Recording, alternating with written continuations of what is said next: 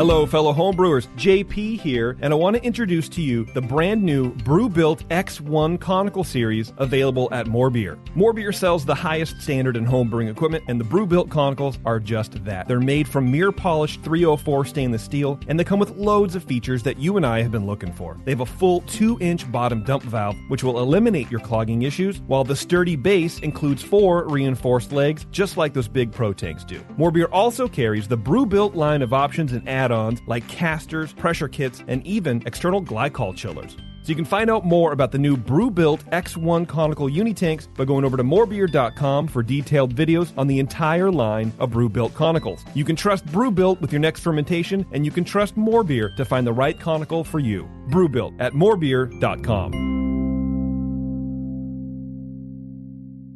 Today's Sunday session is brought to you thanks to the fine folks at More Beer. Visit them right now at morebeer.com. I want people to believe in me, and I want people to believe in me when they taste my beer. That's what it's about. You mean you laid underneath it and tried to Put his tongue up the bung. I like to actually scoop up the yeast and look at it. 7 o'clock came real early that next morning. Oh, yeah, man. Thanks for dumbing that down for us. You did an awesome job. It's all about food and beer. Punch me in the junk. Man, that thing was thick. The point is just beat it like it's your dick. I like to smell it afterwards. Are you being sarcastic right now? Yeah, bring your body armor. I ran in my junk once on a ball valve in a kettle. That's a true happy ending. Now, live from the Brewing Network studios in Northern California, this is the radio program for home brewers, craft brewers, beer lovers, and beer geeks. It's your only source for live beer radio that brings expert brewers together with, well, expert drinkers. This is the radio program with a head on it. This is The Session.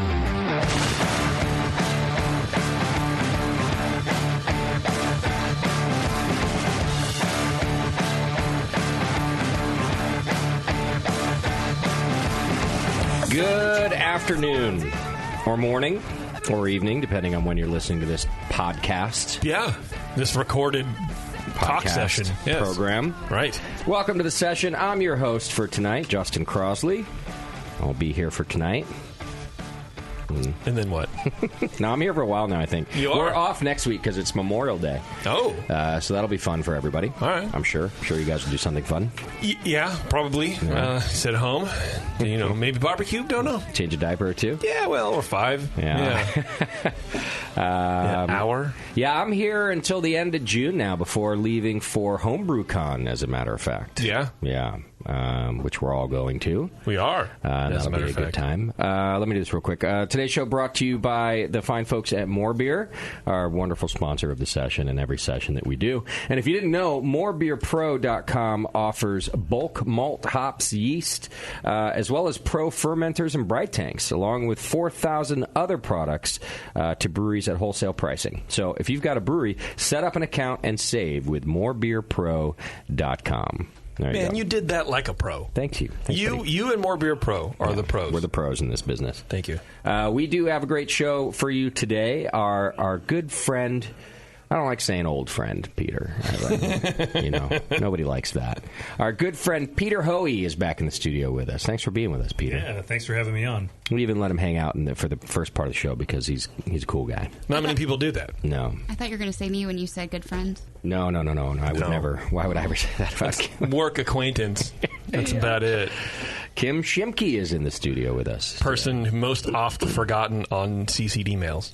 And she got mad at me, I think, at the Craft Brewers Conference because she thinks I deliberately don't invite her to do. So she was there on her own accord. Right. And I get busy and I don't know. I tell the whites where I'm going. That's about all I do. I hang out with the whites when I go to events. Well, you like them. And after 3 days, she's like, well, you didn't tell me where you're going. I didn't get invited to that. I ran into you and Beardy at a distillery. That's right. She ran into us guys out doing fun things. Are you guys dating now, or what's going on? It's like that. It feels like that. It's like, oh, hi, guys. And I'm like, oh, Hi. God, quit, hide me, Beardy, hide me. It's Kim. Get under your beard. Kim's going to get mad again. You guys met my mom. It's very serious. Yeah, that's your. Yeah, we're taking the next step. You now. and Warren Going steady. are dating Kim. Yeah. That's okay. Good job. Nice work. She was nice. She talked about how much Kim likes working at the Brewing Network. Oh, so she's a liar. So they Straight must. up, yeah. Right. They must not talk very often. We're estranged. Just happened to be there also. It was a mother-daughter trip. The whole thing, wasn't it? Not the whole thing. Part of it. Okay. Part of it was beer and hanging out with me. There was a lot of beer. My Yeah. mom likes alcohol. She does? She loves it. That's good. Yeah. So we did the spirits, we did the wine, we did the beer. Okay. We hit it all up. That's good. Well, there you go. I can imagine Great those story, conversations. Hey, Justin and I bonded. We did karaoke together. We did. We definitely got drunk one night, did some karaoke at, you would have loved this place. Did I already talk about this place? I don't know. Santa's Pub. I think you did talk about it. It's a trailer. It's a double wide. Yeah, I'm getting jealous Reeks all of over cigarette again. smoke. It's like Justin's perfect spot. Yeah, you can smoke right in the second part of the other. Oh, God. How You do should move what do you in. call it when it's a double wide? Part 2? Yeah, the double. There's a cockroach in the bathroom. Ew, I didn't see that. Selling coke. Yeah. Anyway, yeah, that's right. See, we went out once. Did you even remember that night until I just brought it up? Not really. There we have it. I remember it now, yeah. Those are the best nights. Exactly. Yeah. So you know you had fun. Yeah. Well, there are other people around, too, you know. Although they ended up leaving. A lot of them left without informing anybody. Oh, that's true. We had like a group of 8 or something. When we got there. Yeah. Yeah, it was one of those nights where people start to Irish goodbye. Yeah. Or Sully, as we like to call it here on the Brewing Network. Like Chad. Oh, my God. Chad and his owner. Yeah, right. Chad was there? Chad was there Nice. because he works at a brewery. Now, right? And so him and the owner of the brewery, so they came out to hang out, and they went to the conference, and we took them with us to Santa's. Yeah. And very shortly after we get there, I mean, I think we had a shot. Yeah. Chad disappears, apparently. But here's what's funny, because his owner tried to use that to disappear himself. Yeah. Because a minute later, he's like, I think Chad's maybe trying to leave. I'm going to go check on him. Oh, that's a good move. That is a good move. It was a good move. I was like, okay, yeah, bring him back in here. Gone. Never saw him again. Jeremy from Lagunitas is the one who brought us there. Yeah. Brewer over there. Same thing. Like, a few minutes go by. Gone. Before I know it, it's me and fucking Shimky just standing at Santa's. That sounds like a terrible time. He was drunk enough. It was okay. Yeah, I think I tolerated it. I was like, oh, this is great. I don't know why we don't hang out more often. And then you forget it all happened. Yeah. By the way, I think Chad's outside. I'm going to check on him. Can you imagine if I had left her? I'll be right back. Oh, God. That would have been terrible. Would it? Well, you were at the Craft Brewers Conference, Peter. In fact, you gave a talk there, didn't you? Not this year. That was last year. Oh, okay. No, this year I was busy opening a brewery and had to pull the plug on that trip because... Got it. Yeah. Yeah, you just had your grand opening, last weekend? Yeah. Okay. All right, we're going to talk about all 2 that. days ago. So you didn't go to the conference at all? No. Okay. You know, you've been to 100 of them already anyway, right? All you missed out on was the cool town. You know? It'll be cool. It's like having a break every now and again, and then coming back rebuilds that energy and excitement again. Yeah. So that's what I was disappointed I didn't get to go, but I got to open a brewery, so there's that. There is that. That's kind of a thing. Today we are talking to Peter Hoey. He's just opened the Urban Roots Brewing and Smokehouse in Sacramento. You can go to urbanrootsbrewing.com and check it out right now. And he brought us a bunch of beer here to the Hop Grenade. I've already had the Pilsner. Did you get it? I'm drinking right now. I was a big fan of that it's delicious. Wow, I didn't hear JP complain. That's you have no idea. Peter's, like that. Peter's right next to me. He's in striking no, you distance. drank it before he was in, and I didn't hear one word out of you. That speaks very highly. That's true. For once, I'm not complaining about the lack of depth and the lack of quality lagers on tap. I love it. Because this is really good. Has depth and quality. Yes, it does, man. Well, we're going to talk about that here. That'll be our first beer in the lineup after the break. I'm going to get another one of those in my glass. Also, I was drinking, so I had that first. And then just because I knew I was going to have more, I switched up a little bit. Well, we got Central Coast Pale Ale on tap from Brendan. Oh, so good, too. So I had to switch over to that. So there you go, Brendan. Thanks for the beer. All right, a few announcements. Announcements are brought to you today by our good friends over at Drake's Brewing Company. You can go to drinkdrakes.com and check it out. And their Session Fest is coming up this weekend, as a matter of fact, May 26th. Oh, nice. It's May, right? It's going to be May, dude. That's it, for sure. May 26th. Go to drinkdrakes.com. You can get all the details. But, man, they got a ton of breweries participating in that. And that's like Jack London Square, right? It's not at the brewery anymore. I haven't been since the first one. Yep, you're right. It's in Jack London Square from 1 to 5 this year on May 26th. There's over 30 craft breweries, and they're sharing carefully crafted, full flavor, and super refreshing session beers. Nice. So go check it out over at drinkdrakes.com and then listen to these announcements now. BNA 13, our 13th anniversary party. That's crazy, Evie. You believe that means, Peter, that you've known us for 13 years? Because I think you were on the shows really early on, like our first year. I was telling the story of the pub, how I was in Studio A, a.k.a. the garage. The garage, yeah. Someone said that they were in the chat that they were just listening to the show, Peter's show in 2008.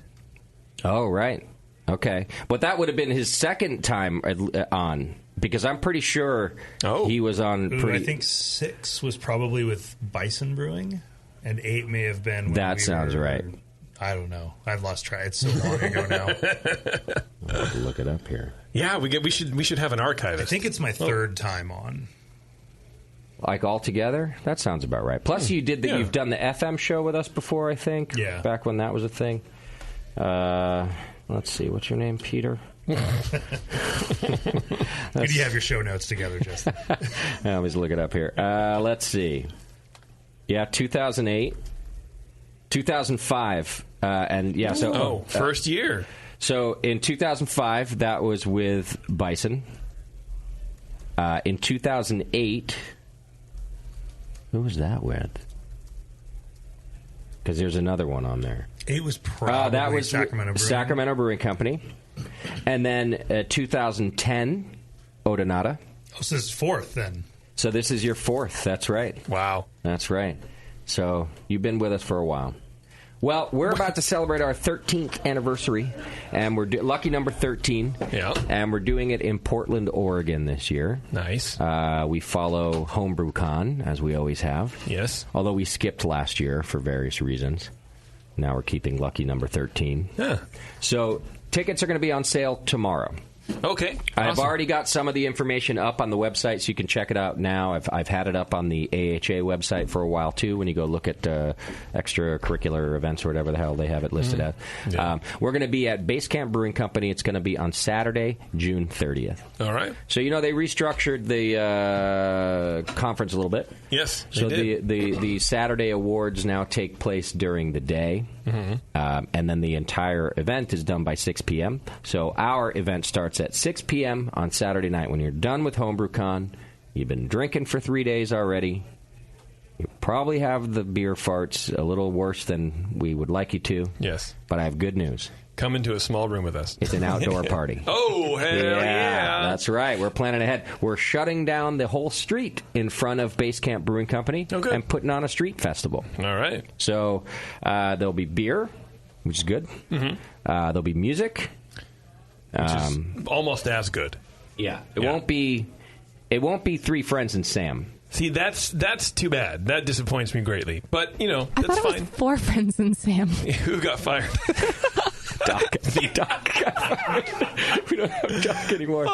3 friends, Sam and Shimke. Yeah. I'm included. Sam got promoted, maybe. Yeah. So it's going to be a whole thing. You can go to thebrewingnetwork.com tomorrow. I guess if you're listening to this as a podcast, it'll probably be today. And we'll put tickets up there. So you can come party with us, and I hope you do. It'd be a good time, man. Looking forward to it. It's going to be fun. We're going to do a raffle. Oh. We're going to give away some things. Okay. There's going to be a VIP ticket available where you can come do a private meet and greet tasting with us, with yours truly's. How much of a cut do we get out of that as an appearance fee? Not a thing. Really? Yeah. Well, neither do I. VIP. You know where all those cuts and fees go? No. The BN credit card. Oh, okay. The only thing getting paid this year is the BN credit card. All right. So come on out and join us. Go to thebrewingnetwork.com today if you're listening via podcast, or tomorrow if you're listening live. And yeah. You know what we should just do is do what every other company in the world does, is get on Kickstarter and try to kickstart our anniversary party every year, like Kickstart Fund. That's a great idea. That'd be pretty good, right? Yeah, that's actually a great idea. Yeah? Write that down. I think it'd be pretty funny. Yeah, we threw down a chunk of change on this one because we're going to shut down the street and all that. Oh, wow. Well, I figured we took a year off. We're gonna go big. Plus, it's Portland, It's fun. People go out there. A lot of strippers and drugs in Portland. See? And I'm going to be stuck at this fucking party. How do you not like Shimke? She's... I know. Are you going to the homebrew conference? I'm actually looking at flights tomorrow. Don't do that. They got expensive. Like 2 weeks ago, flights were nothing. And then, boom, all of a sudden, they're crazy. They tripled in price. Are you just trying to deter me from going? I wouldn't, I wouldn't even bother if I were you. Don't even look. All day looking at flights. I would look at the Greyhound bus. Warren, you have to click the button on that box. Dummy. There you go. Portland's full. Welcome, Warren. These headphones are intermittent. You're intermittent. Yeah, I know. Portland is full. Apparently, there's a convention going on, and there's a TV show called the Marvelous Miss Maisel or some John like that, and it's set in the 20s or 30s, and there's a convention of those people in Portland on that weekend. So if you see a bunch of old ladies dressed up as 20s and 30s garb, that's them. Okay. And they're investigators or something like that. So it's going to be a thing. It's a whole thing. That's why the whole town got expensive? Can I go to that? I don't know if it's just because of that, but that is happening. That will probably be one of the least interesting things that we know about this. Someone told me, and I forget who. Okay. It wasn't in one of your circles where you're into something similar to that. I was like, look, I had to make a choice between that or HomebrewCon. Shimke, if you do go, will you strip club with us? Do you strip club? Have you ever? I have, but I haven't been to the ones in Portland. We can't go to one called Shimmers because there is a woman there who doesn't have all her fingers. Ew, we gotta go there. Oh my God! Wow. We totally. Why would you say that? Now you know exactly where he's going. Don't go to Shimmer. I'm actually moving the anniversary party. Yeah, because you might to Shimmers? You might lose all your tit money to the lady with no fingers. If she can't pick up the dollar bills, it could be a fetish thing. I don't know. She has a glove with tape on it that she picks up all the dollars. Well, they're more fused together than missing. It must be so hard for her to grip the pole. Fused together. So she's really good at swimming? So it's the penguin. He's got paddles. Yeah. She has flippers. Yeah. It's $20 for a lap dance, $25 for a flipper dance. If I need 2 Shimmers, shots of tequila, and I would. And then you're in? That's it? 2 shots? Cheap date. Wow. All right, so be on the lookout for that. We're going to be in Portland all week for HomebrewCon, and you should too. Get your tickets for that, and then get your tickets to BNA 13. Come hang out with us. Do it. You can support the show by doing your Amazon shopping. Just click the Amazon link on our website. You can do that if you're in the UK or the US, and it's a great way to support the network. You can also subscribe and join the BN Army. For as little as $2 a month, you're entered into the More Beer monthly donation giveaway, which is worth $100 to spend at morebeer.com on, beer stuff. On anything you want, baby. Yeah. All right, check us out on Twitter and Facebook and Instagram, which is where Kim does shit. So literally, the digital equivalent thereof. Yeah. Send your feedback to feedback@thebrewingnetwork.com. You can send show ideas there, too, or you can send them over to bevo@thebrewingnetwork.com and all that kind of stuff. Do we have a Twitter game today? We do have a Twitter game today, Justin. Thank you. Great. The Twitter game is brought to you today by the Wine and Hop Shop. Go to wineandhop.com. They've been locally owned and operated for over 40 years, and they've got great friendly service, over 50 combined years of brewing experience. And half of their staff has brewed professionally, so they know what they're doing. But what you really need to know is that Brewing Network listeners get $8 flat rate shipping on orders under $50. Just enter coupon code BNShipping in the notes field of the shopping cart. The discount will be taken out post-checkout. Most of their items ship within 24 hours, and it's the only place to get Wisconsin Hop Exchange and Gorse Valley hops grown in Wisconsin. Wisconsin used to be the top hop-producing state in the Union. Wow. I don't know what they produce now. Beer. Beer. Pasty people. Yeah. And cheese curds. Go to wineandhop.com and check it out. What's our Twitter game? Well, as you know, Doc has not been here lately. He's been absent. And so I think it's about time we try to fill his slot. Oh. If you just calm down a second. See, I knew that was going to happen. Just chill out for a second. Mm-hmm. So we're now auditioning to fill Doc's slot. So what would you do to replace him? If you got chosen to replace Doc, what would you do? Good question. Thank you. Big shoes to fill. Well, short shoes. Sort of, yeah. Big Hummers to fill. Short pants to fill. Okay, great game, JP. Thanks, Justin. I think you mean that. Yeah, I do. All right, let's do feedback. Feedback's brought to you today by the Beer Law Center. Go to beerlawcenter.com. Our good friend John takes care of us and our trademark, and he can do the same for you, or he can do your brewery filings for you. He's a good guy, does great work. What did I say it was called? What? Beer Law Center. Beerlawcenter.com. Thank you. First email is for Tasty. I think we're going to have to wait because Tasty's not here to answer. He's off in Europe. Yeah. He was brewing with our friend Jan at Outland Brewing Company. They threw a big Tasty party for him because their inaugural beer was called Tasty a couple years ago. And I'm not sure if he's still in Paris now or what, but he's not here. But it's a pretty standard question. I don't know why he posed it just to him. I already wrote him back and kind of answered him, but I think it'd be interesting just to get some homebrew information on the show. It's not. Oh, you want me to do it? Yeah, it's not something that he does specifically, and he's the only one who ever does it. It's kind of just a standard homebrew thing. Okay, well, that's just how it was phrased. Because he said, for sure. Victor is the one who writes it. And he said that Tasty had mentioned he pitches yeast the day after brewing, and he wants to know if we can explain this practice. He says, I asked because I don't have a wort chiller or connections for one. Does he mean like friends? Or a faucet? I have no water where I live. Yeah. Does he cool the wort down to a certain temperature before it goes into the carboy? Does pitching at low 70s make a difference to you when pitched? Make a difference to when you pitched when the chamber is already at your desired temperature? I think he means his fermentation chamber, which is 68 degrees. So I guess he's saying the wort might be 70 degrees, but the place the carboy is in is 68 degrees. Thanks from Victor. Mm-hmm. So what do you think, guys? Two questions here, really. One is about pitching the next day. Yeah. And the second one is about pitching at higher temperatures, right? Am I getting that right? Okay. Yeah. What do you think?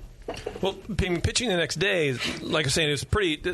I do that sometimes in the summertime when I was brewing big batches, because my source water was 80 degrees and I couldn't get it low enough, so I would cool it down as cold as possible. So in his case, probably an ice bath in the sink, assuming he has a sink or ice, we don't know, or a bath, and cool it down as much as possible. Then put it in the carboy, and then put it in your fermentation fridge, and then just let everything settle out, and you just get it to your ideal pitching temperature. Okay. And then it takes a day, and then you pitch your yeast. It's pretty, it's kind of just what you have. That's what you have to do. Is it better to do that than to, say, pitch at a higher temperature, which is kind of his second question?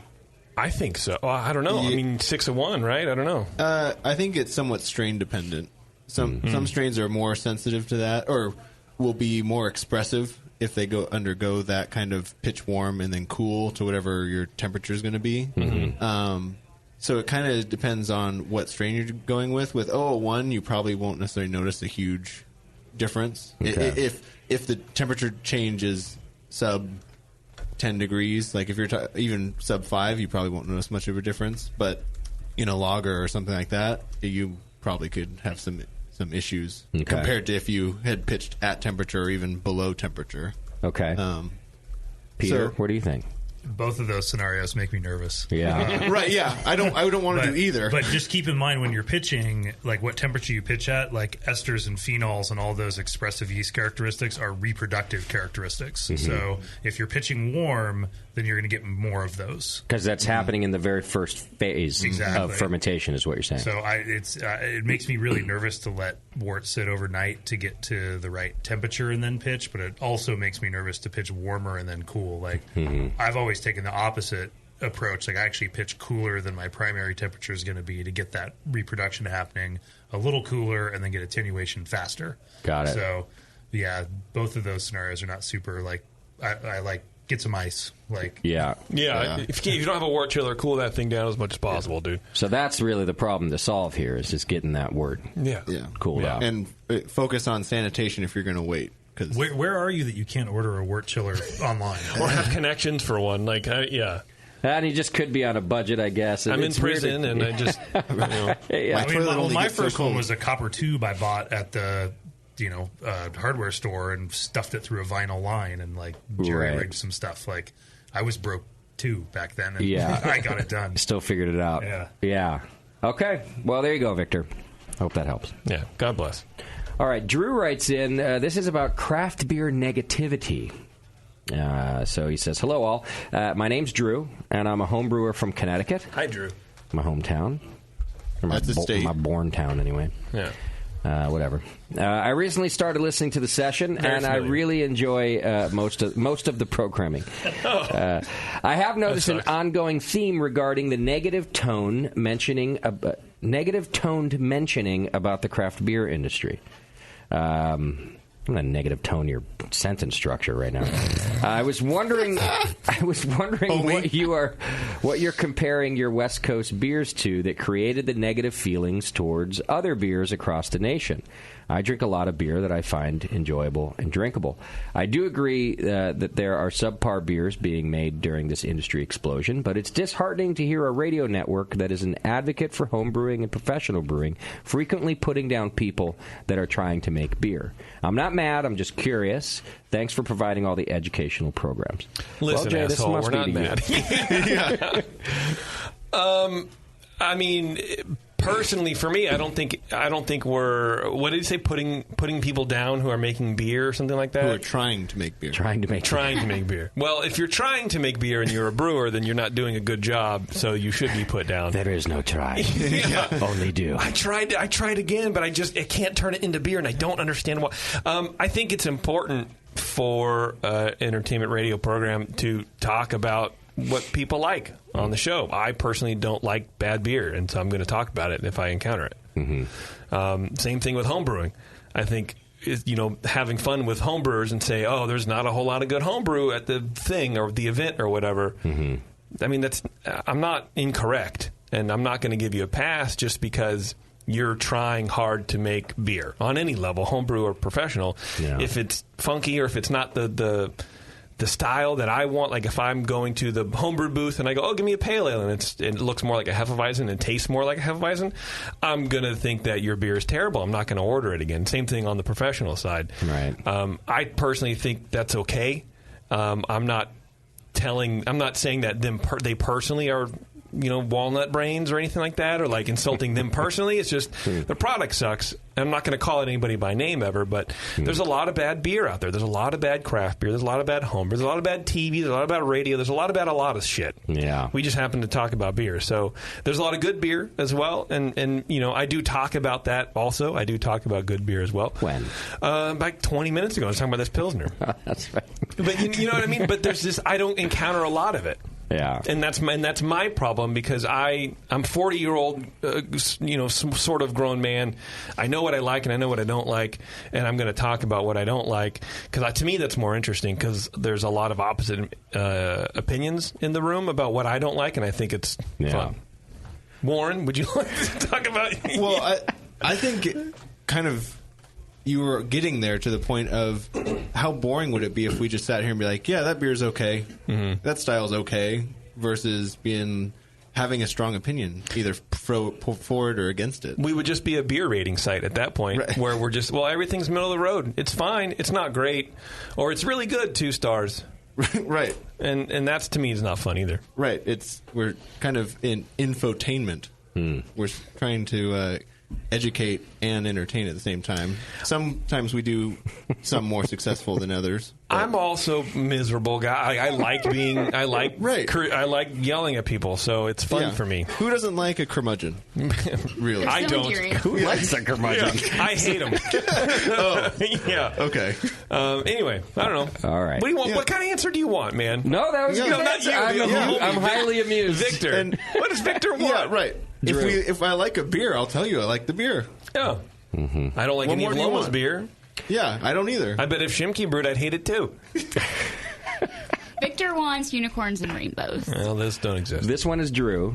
Victor is the one who can't. Victor's the one who can't figure out how to cool off his beer. But I'm talking to Victor. Why are you so negative about our feedback, Kim? All right, so I think what I'm hearing here is when JP is the host of this program, it is a highly negative craft beer program. It can be, sure. That was all Dave Marley-Oval. Oh, if we're talking about the last show specifically, yeah, but well, he said he wasn't specifically. I can be that for sure because that's what I know, and that's just me. I don't disagree with anything you guys have said in terms of speaking our opinion is a good thing, and if beer is bad, calling it bad is a good thing. I do think that there's a negative tone about beer in this room, probably that emulates from JP and Beardy. Probably yes. I there aren't many hate other people IPAs. in this room. I hate session beers. I hate pale ales. I hate new beer. I hate the other thing. I hate old beer.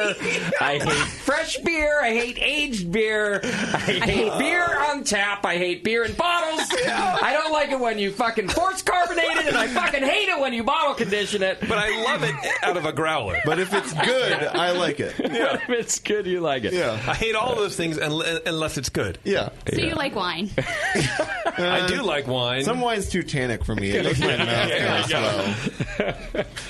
Well, there you go, Drew. I think I will say this: I do like to let everybody be themselves. And I think that there is a good, bad, or otherwise. There is often enough a free flow environment in here that we disagree with each other in ways. So I do hope that at times, if JP is, and even though it's just an opinion, is overly negative, if somebody else in the room has a different opinion, like Tasty or me, we say that too. Yeah. Well, you.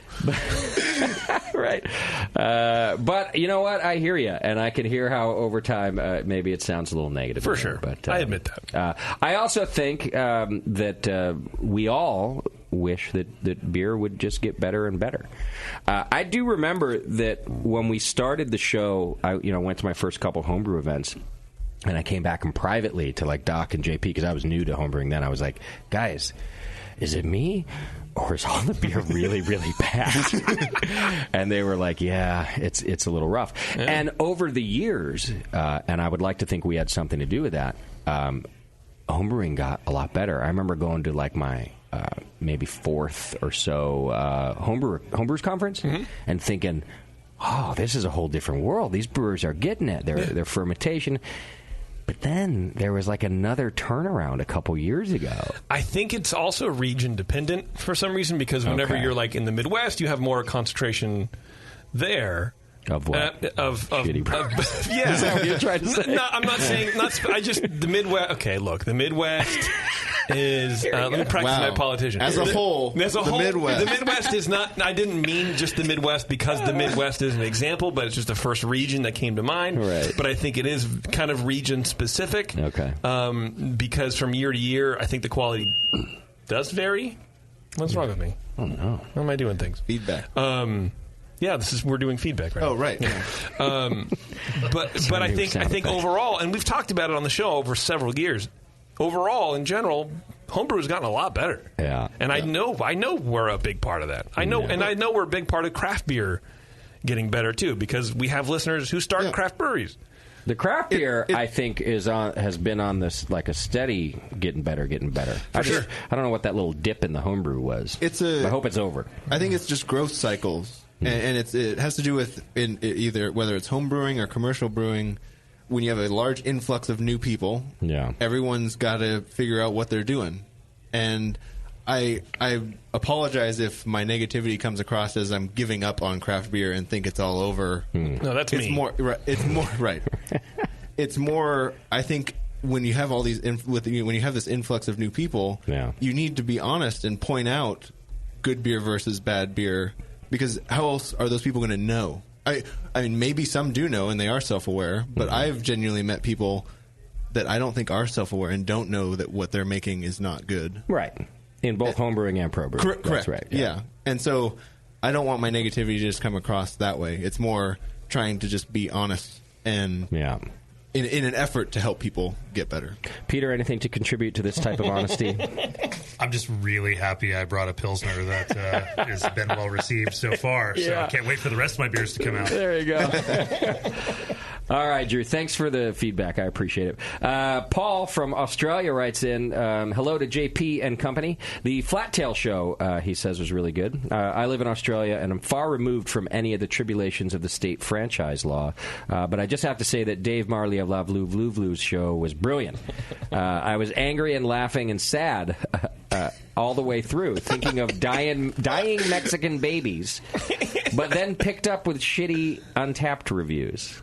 I did not listen to this program, so I don't know what's going on. That's fine. You don't need to. The reference is in reference to Ballast Point being owned by Constellation Brands, and their Constellation are building that giant brewery in Mexico, and the villagers are literally rioting and dying in the streets to prevent them from doing that because they're saying it's taking all their water. And so we were talking about craft beer and Ballast Point and how they're contributing to that. Okay, I'm going to make a note to sell my It wasn't negative at all. stock. Right, yeah. But he says, great insight, great content, and great causes all around, Dave. Keep up the good work. Also, he's loving the Heads and Tails show that you guys do. Oh, look at that. But he says, now I feel I need to become even more of an alcoholic. You do. Well, yeah.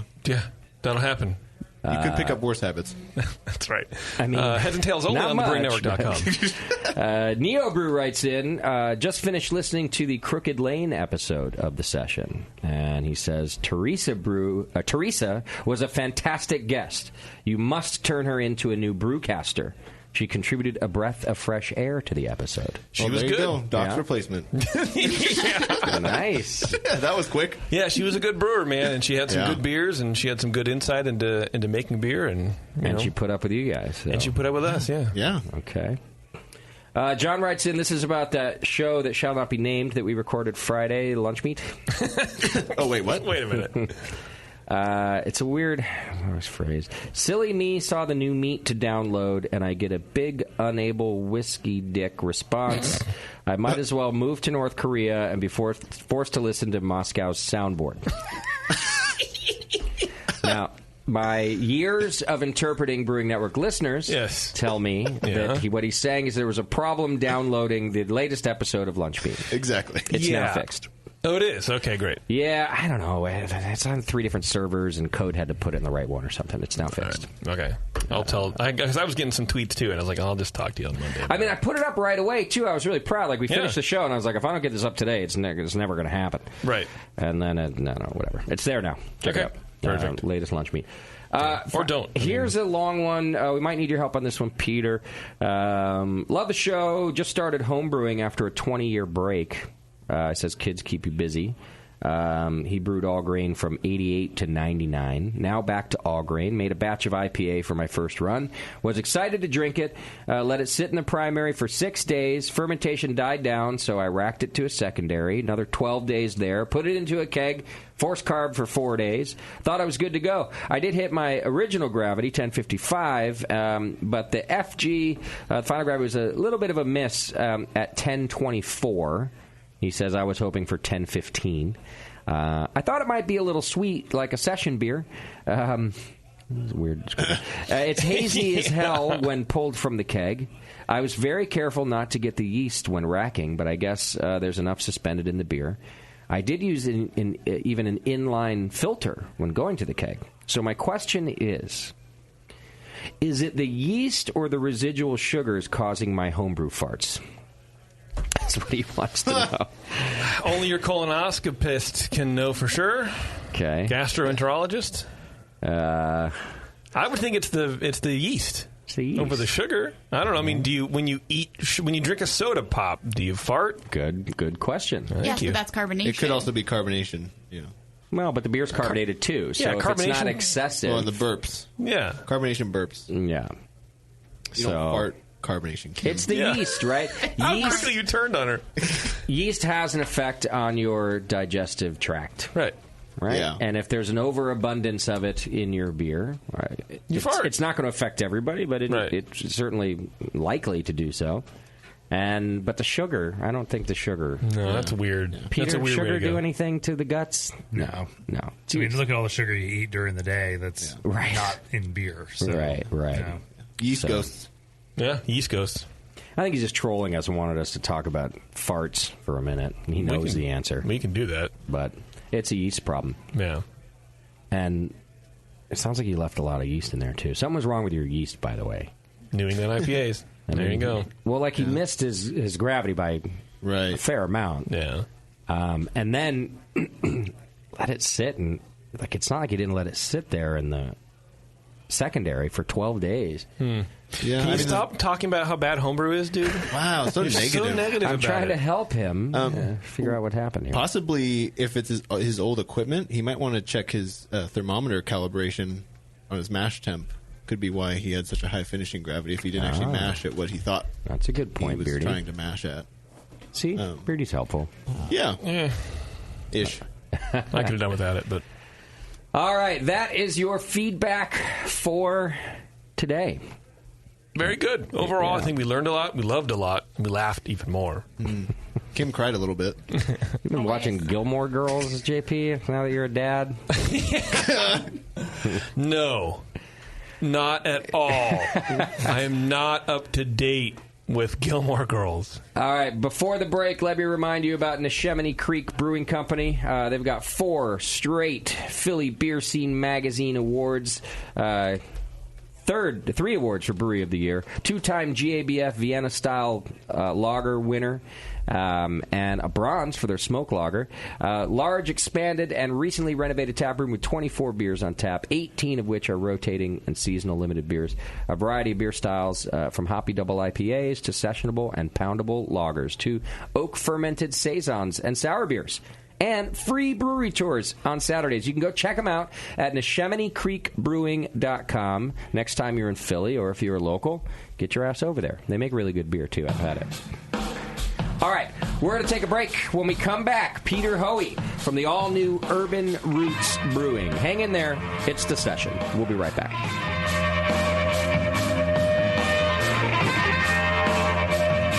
You're listening to the Brewcasters on the Brewing Network.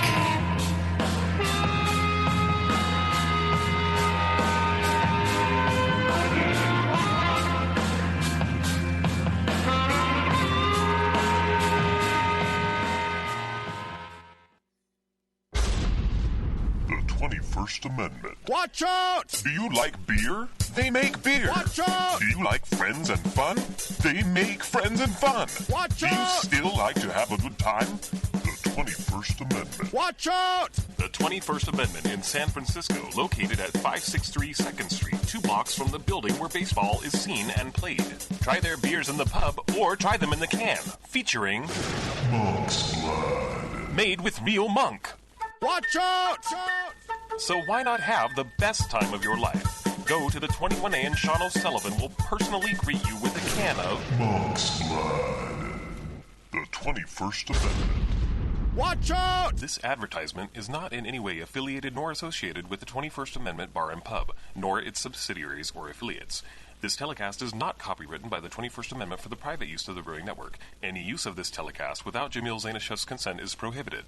Suck it, JP. Brewing great beer is a process of continuous learning, and the best books on every aspect of brewing can be found at Brewers Publications, with more than 50 awesome titles like Modern Homebrew Recipes by Gordon Strong, Designing Great Beers, the Ultimate Guide to Brewing Classic Beer Styles by Ray Daniels, American Sour Beers, Innovative Techniques for Mixed Fermentations by Michael Tonsmeyer, For the Love of Hops, The Practical Guide to Aroma, Bitterness, and the Culture of Hops by Stan Hieronymus, and Radical Brewing, Recipes, Tales, and World-Altering Meditations in a Glass by Randy Mosher, plus many, many more. These are the books and the authors with the knowledge to push your brewing farther than you thought possible. And you'll find them all at fine homebrew and book retailers everywhere. And visit the website at brewerspublications.com. Brewers Publications, all the best on beer and brewing. Marin Brewing Company in Northern California has been making award-winning beers for more than 25 freaking years. Today, I want to tell you about their new 12-ounce cans of Mount Tam Pale Ale. The good stuff. Mount Tam is bright gold, 5.5% ABV to keep you feeling good, and has been winning awards since 1989. If you're visiting the Bay Area, get your butt out to Marin Brewing Company. They pour tasty beers and serve great food every day until midnight. Come in for a tour, stay for the food, and pick up a 6-pack of cans of Mount Tam Pale Ale to enjoy at home, camping, biking, or whatever the hell you do. Owner Brendan Moylan has this to say about Marin Brewing beers. It's freaking awesome. Marin Brewing has won more than 100 gold medals in international competitions. Check out marinbrewing.com for all their award-winning beers, food, and merch. Marin Brewing Company in Larkspur, California. Award-winning taste, refreshing finish. It's freaking awesome.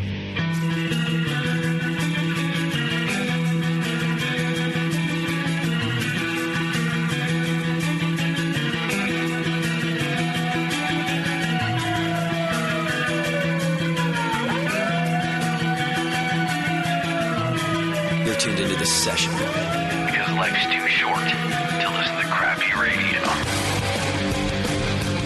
Welcome back to the program. Thanks for sticking with us. And thanks to our friends at White Labs. If you want to gain more in-depth knowledge about yeast, join White Labs' June 6th and 7th Yeast Essentials 2.0 class in Asheville, North Carolina. This 2-day workshop will explore fermentation control points, tips for maintaining optimal yeast performance, and how to develop desired yeast-flavored compounds. Attendees will learn methods for off-flavor detection and sensory evaluation techniques of different strains, as well as how to properly troubleshoot different fermentation problems. So if you can't make it to Asheville, no problem. They're offering a webinar version of it. Just register by May 7th to take advantage of early bird pricing. Learn more about the event by visiting whitelabs.com/education. It's a great way to learn more about yeast. Absolutely. All right. As I said, we are here with Peter Hoey. He's from the all-new Urban Roots Brewing and Smokehouse. Gotta do my mouth exercises again. Did you bring some barbecue? Yeah. Yeah, we were talking about that last show. Like, God, I hope Peter brings some barbecue, man. We're new. I'll be more prepared next time. Please do.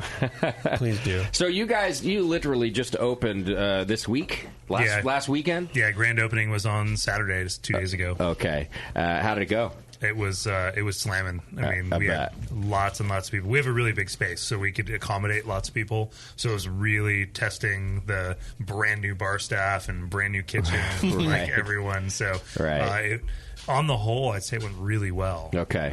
So really proud of our staff and happy with how well they took care of our guests. So. How big is it?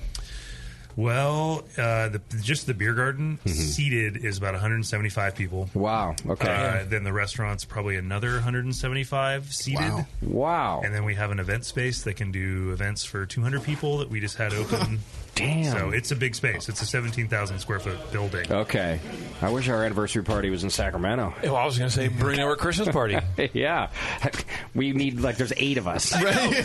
There'd be a lot of space. We could skateboard. We wouldn't have to talk to each other. Yeah, it'd be great. Kim can be in one corner and all the friends can be in the other corner. That's true. That's true. We have to remember to CC her. So. I won't even be included. Yeah, that's true. Just like I don't even have your microphone on. God,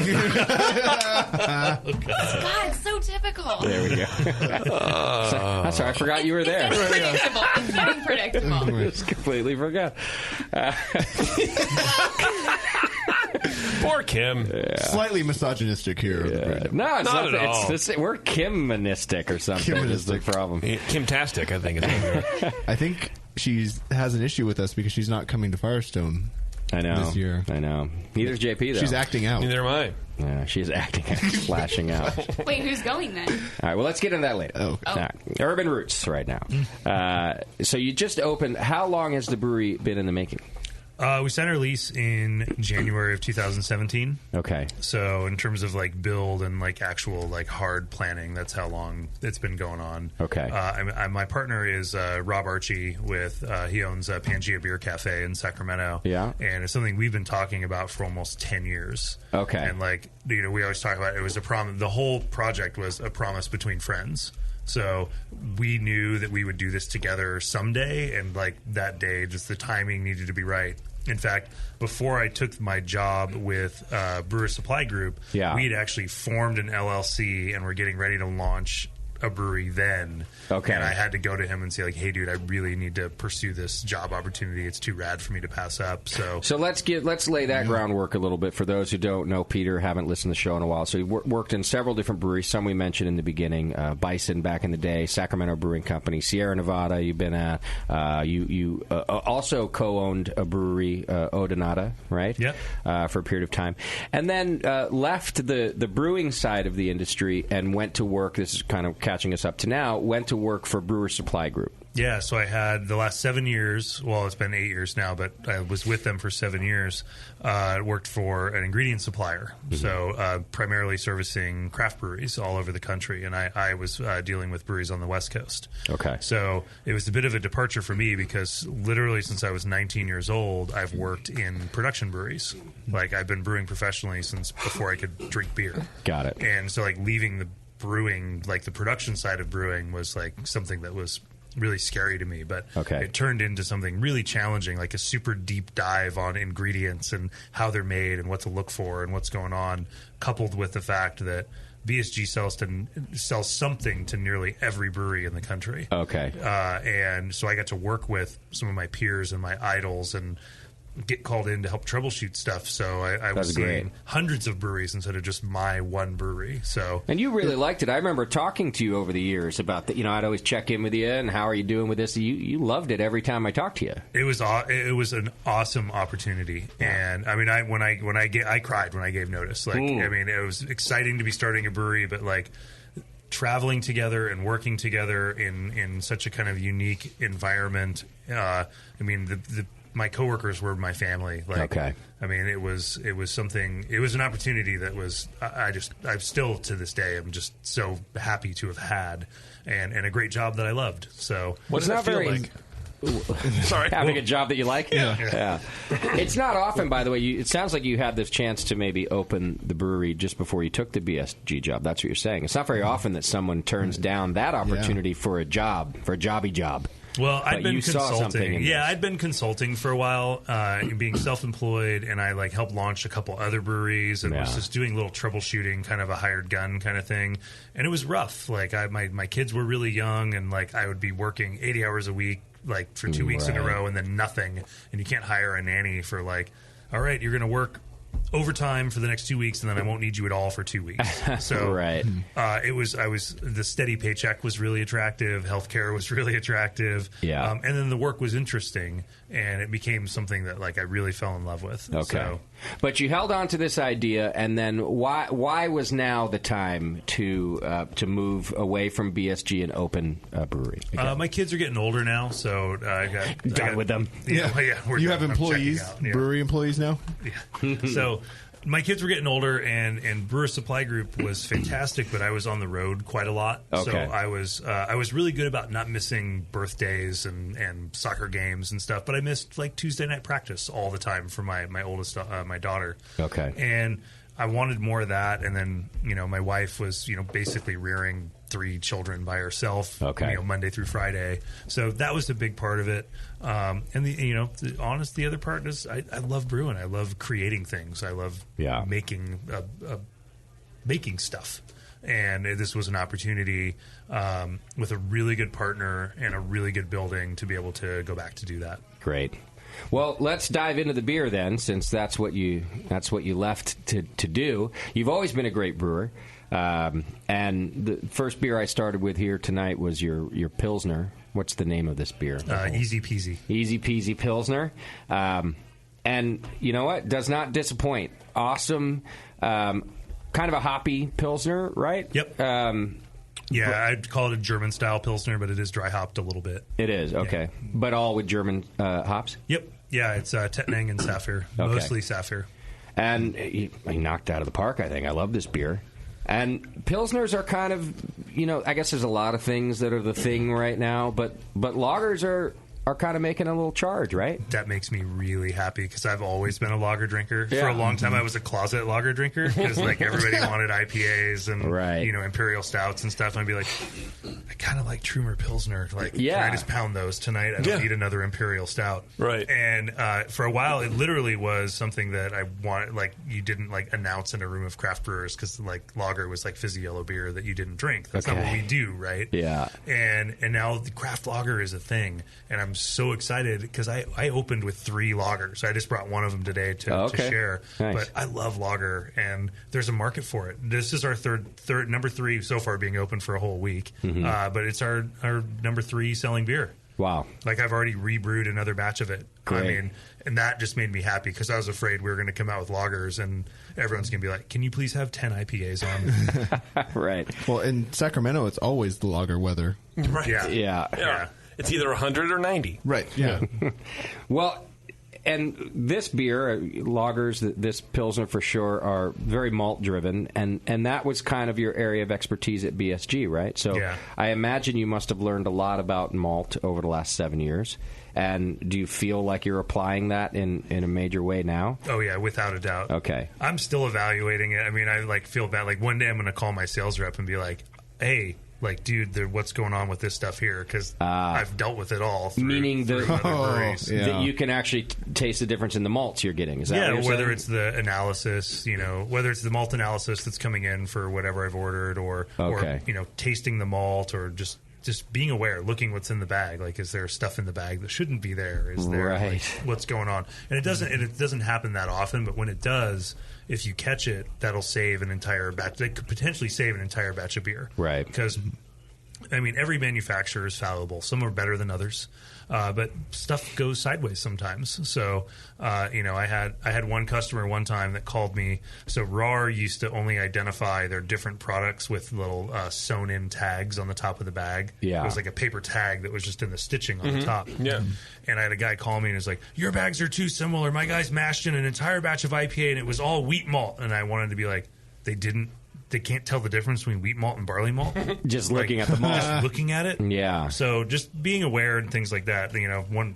One of these days, like, something will come up. And I'm like, hey, what's up, guys? What kind of thing, when you say stuff that's not there, and I know we're not trying to get anybody in trouble or anything, but what do you mean? Like, you might notice that a quarter of the bag is something completely different? Or if it's the end of a bin, it might be exceptionally husky as opposed to having like whole kernels. So like the very end of a silo that they're the end of a silo, there's damaged malt that can possibly get in unless there's cleaning and things that happen.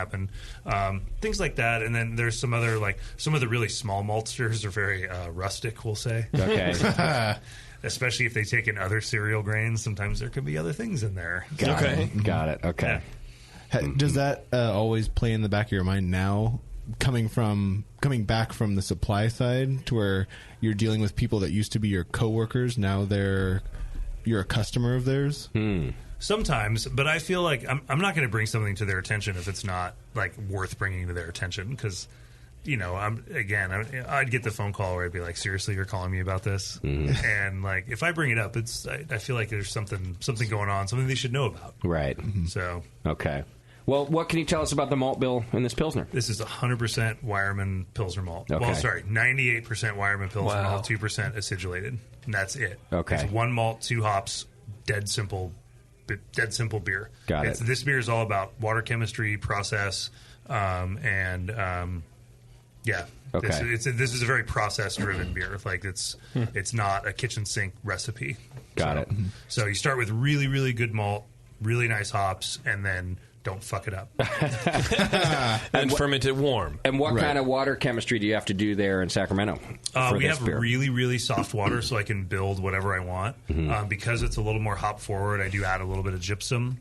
And I do a fair amount of calcium chloride in this beer, one to push the pH down a little bit, and I think it accentuates the malt a little bit more. Okay. It gives it kind of a fullness, which is a weird thing, because with this beer, you want it to be crisp and snappy and not necessarily malty, but we put really nice malt in there, so I want you to be able to taste it. That's a good point, because the good ones are crisp and snappy, but if I don't taste a malt in a Pilsner, it's just not very good. In fact, I can usually tell an experienced lager brewer from one that's not. If you don't, it has to have that little bit of sweetness, right? That just that clean German sweetness, almost a little honey flavor to it. I don't know. Mm-hmm. So it definitely shines through in that. What are the IBUs on this? This is just under 40. Okay. So it's hoppy on the spectrum. Yeah. Do you think, did Matt open that door? Did Firestone open that door? You think for everybody on the hoppy Pilsner side with what's it called? Pivo. Which I've never met a person who doesn't love Pivo. Oh, that's my desert island beer. So we did a whole series of collaborations before he opened, and we did all these interviews along with them, and not everyone's made the cut for the videos that we released. But I would say out of the 4 breweries we collaborated with, I think 3 of them called out Pivo as their desert island beer. Right. It's a brewer's beer. Yeah, it's beautiful. It's crisp and refreshing, but bitter and interesting. It's in my fridge all the time. Yeah. So I'm not throughout. I mean, this beer is absolutely inspired by Pivo. Okay. I tried to put my own little twist on it. But it's it's a beautiful beer. So okay, I'm loving it. Yeah, it's great, man. That's great. Do you filter it, or how do you get so clear? This beer is filtered. Oh, okay. Yeah, all my lagers are filtered. What kind of filter are you doing there? Plate and frame. Okay. Yeah, I almost took a picture of it and put it on Instagram and said, "You young brewers might not know what this is." Yeah. What is that thing? What micron are you going down to? This was the range was a 4 to 8 micron. It's just enough to get the yeast out. Sure. Okay. I do because this beer is a little bit bitter. I do make a lighter lager than this for our kind of light beer offering, and that one. Well, that one seemed to have a little bit more haze to it, but I just wanted it to be bright. I wasn't going for the super, super brilliant. Okay. How long did you lager it for? It's a 45-day beer. Thank you. So don't you think... Do you know if there would have been a difference if you didn't filter it? Because that amount of lagering does a pretty damn good job, right? It was pretty clear. I was able to move through my plate and frame, which is pretty small. It only takes 25 sheets. I pushed 90 barrels of beer through it with no problem because all the beers have been lagering for so long. So you lagered it and then you filter it after. Yeah. So did you take a look at it and go, I still got to filter this thing? It was pretty bright, and I thought for a second, I can probably get away with just serving it as is. Yeah. But the problem's going to be once we get into production and we're producing other beers. The lagers were the first beers I brewed. Okay. Not because, I love them, but they take the longest. Sure. So you could start early before you were open. Every interview, they're like, "What's the first beer you're going to brew?" And the real answer is the one that takes the longest, not the one that I'm most excited about. Right. But no, so they got a good lagering time. I'm still going to do that because next time I might be on a different generation of yeast, or the water chemistry might be a little different, and I'm going to need to filter it, and I want it to taste, other than little tweaks I'm going to make along the way, reasonably close to this every time we brew it. That's planning ahead more than I've really ever heard. To be honest with you, everything could be fine now, but let's make it consistent and plan for any eventualities for later. Yeah, that something might go wrong. Yeah. That's pretty good advice, actually. New brewers. It's almost like he's been in the industry for a while. That's true. All right, and then the next beer in our glass is a Saison. Yeah. Now, of course, you've had one of these for me before. Yeah, you were known for these for a while, right? They were borderline magical. Yeah, they are still stuff of legends among some of our friends. Is that right? Oh, yeah. Are people still hoarding some of those Odonata bottles? Well, I know Danny Deneen, he can't stop talking about Peter Hoey's Saison. Yeah, well, period. Okay. But about his Saison, you just can't do it. Right. I love that guy. We got him into the soft opening. I was like, dude, that's nice. You have to, man. Yeah, I bet he was smiling the entire time. Oh, right. Yeah. 5 minutes after you invited me, they invited me. They were like, "Hey, we're going. You got to come with us." And I was out of town. He asked. He's like, "Can we invite Justin?" I'm like, "Oh shit, I forgot to invite Justin." Yeah, great. I'm Kim Shimke now. How do you think we feel? We didn't even get the B team. No, I can't go. No one else in the Brewing Network can go. It's fine. That's why you're not. Never mind. Oh wow! You want to talk about Firestone again, Kim? Or okay. Oh. That's why you're not going. In honor of me not going. This is a great Another great saison. This was the very first beer brewed on the new system. It's like kind of like an orange zest kind of a thing. Yeah. Mm-hmm. So, do saisons take longer than lagers, or why did you make this the first beer? Because that's the yeast that was ready first. And this is primarily DuPont, and DuPont can just decide to stop fermenting at, 6-7 Plato. And so I wanted to be ready for that, to be able to give it a month in the fermenter if it needed it. I see. And this batch did. It took a while. Is that all you... So if the DuPont stops... There's not a thing that you do. You just wait. Yeah. By the time you get to that, well, you don't like that answer. It's a staring contest. Yeah. Who's going to blink? The thing that you do is before you pitch your yeast, you pitch a blend ahead of time. At that point, you can try and krausen it. You can try and shove other strains in there. But now all the easy to eat sugars are gone. There's no oxygen. You're fighting a losing battle trying to pull it out of that nosedive. So I do use a blend. This does have some other yeast in there. Okay. But it's at very, very low levels. And it kind of changes. I'm still playing with what that looks like. But yeah. So, yeah, classic saison, stainless fermented, not no Brett, no PDO, no lacto. It was fun. We got invited to serve this beer at the Rare Barrel for Allagash Saison Day. Nice. And we were one of 2 stainless steel fermented saisons. Temescal was the other one. Okay. And every other saison that was poured there basically was all mixed fermentation or barrel aged. So they're all barreled. Okay. Yeah.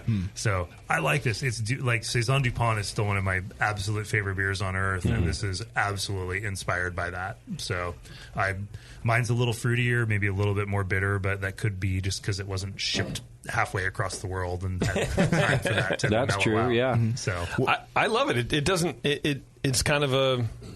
I don't want to say a new school take on a saison, right? Because it's kind of played out, but it's kind of a new school take on a saison. It kind of has some flavors that I don't really associate with a saison. Okay, so maybe it's more West Coast saison, but it has those real nice peppery flavors at the end with that kind of that orange zest, almost candied orange kind of thing. The combo's really good. It's the candied part. I get I didn't know what to say, like rock candy or candied something. Not the kind that's overly sweet, the kind that just has a little substance to it. Like Trader Joe's mandarin orange slices. Okay, yeah. Tastes like that. There you go. Yeah. Trader Joe's. A lot of the orange in this is coming from this is primarily Styrian Goldings, and that is just when you get really nice Celea Styrian Goldings, it just screams orange marmalade. Okay. And that's where that note is really coming from. Yeah. That rock candy thing you're talking about, I get that a lot in my box and Bock beer that's been stored. I don't know what it is, but it's almost a long-term lager characteristic. It's this malt note that's sweet but not cloying. Yeah. Is it malt dependent? Or is it any base malt would do that? I don't know. Okay. I don't know. What is the finishing gravity on this? This got down to 2.5, and that was higher than I was hoping for on it, actually. Usually my spec is 1.5. Okay. So it's dry, but the next batch will be drier. It's even drier. Okay. You're talking Plato for the homebrew listeners. Okay. Yeah. And I forget the conversions now. I apologize. That's okay. So it finished at 10:10. You were shooting for 10:06. Yeah. Okay. That sounds about right. Wow, 10:06. That would be super dry. I like dry saisons. I've got one. I have a rye saison that we're going to push into the fooder tomorrow. That is at it's at 1 Plato. Wow. Right now, and I need to I'm going to need to find some sugars for the Brett and everything. Okay. Chew on there. It went too far. Wow. Yeah, saisons can get below 1. Yeah. Okay. It's like a brute saison. Oh, you're on to something. Hey, that's a new style. Yeah. Invented by me. Yeah. Now, you mentioned really good hops. Of course, new breweries have some difficulty getting their hands on a good amount of hops and maybe good quality hops, but being in the industry for a while and even on the supply side, you got a little leg up, making sure you got all the best hop contracts, or what? Nepotism. I don't mean anything. I don't mean anything illegal, but I mean, come on. Hey, it's Peter, guys. Opening a brewery, you're going to need to sign me up for some good hops. It had to be easy. We sold. Well, no, I couldn't get everything. I'm on a waiting list for next year for a couple of varieties. Okay. There's still some that are there. There's a the market's swinging the other way. There's a good glut of nice IPA hops right now. Sure. But, Galaxy's still hard to come by. Yeah. I had to that one. I had to pull strings to get. Got it. And with none of my supplier friends, that all came from other breweries. And I was like, oh, I remember writing this contract. Are you guys still long on that? Oh yeah, you knew how much everybody had. Yeah. So I will only have that advantage for this year now, and I'll be too far removed to know that. But I did call in a couple favors for that because I do use Galaxy in some of my hoppy beers. Okay. But but at the same time, that's all networking too. You go out and you go to events and you talk with other brewers, and they mention I'm long on this, and you're like, oh, let me grab a box. Oh yeah, that's just part of being plugged into the community. If brewers aren't doing that, you're doing yourself a disservice. If you're just waiting to find hops that they send you the list and you just choose off of that, you're in trouble. Yeah. Galaxy's not going to fall in your lap. Right.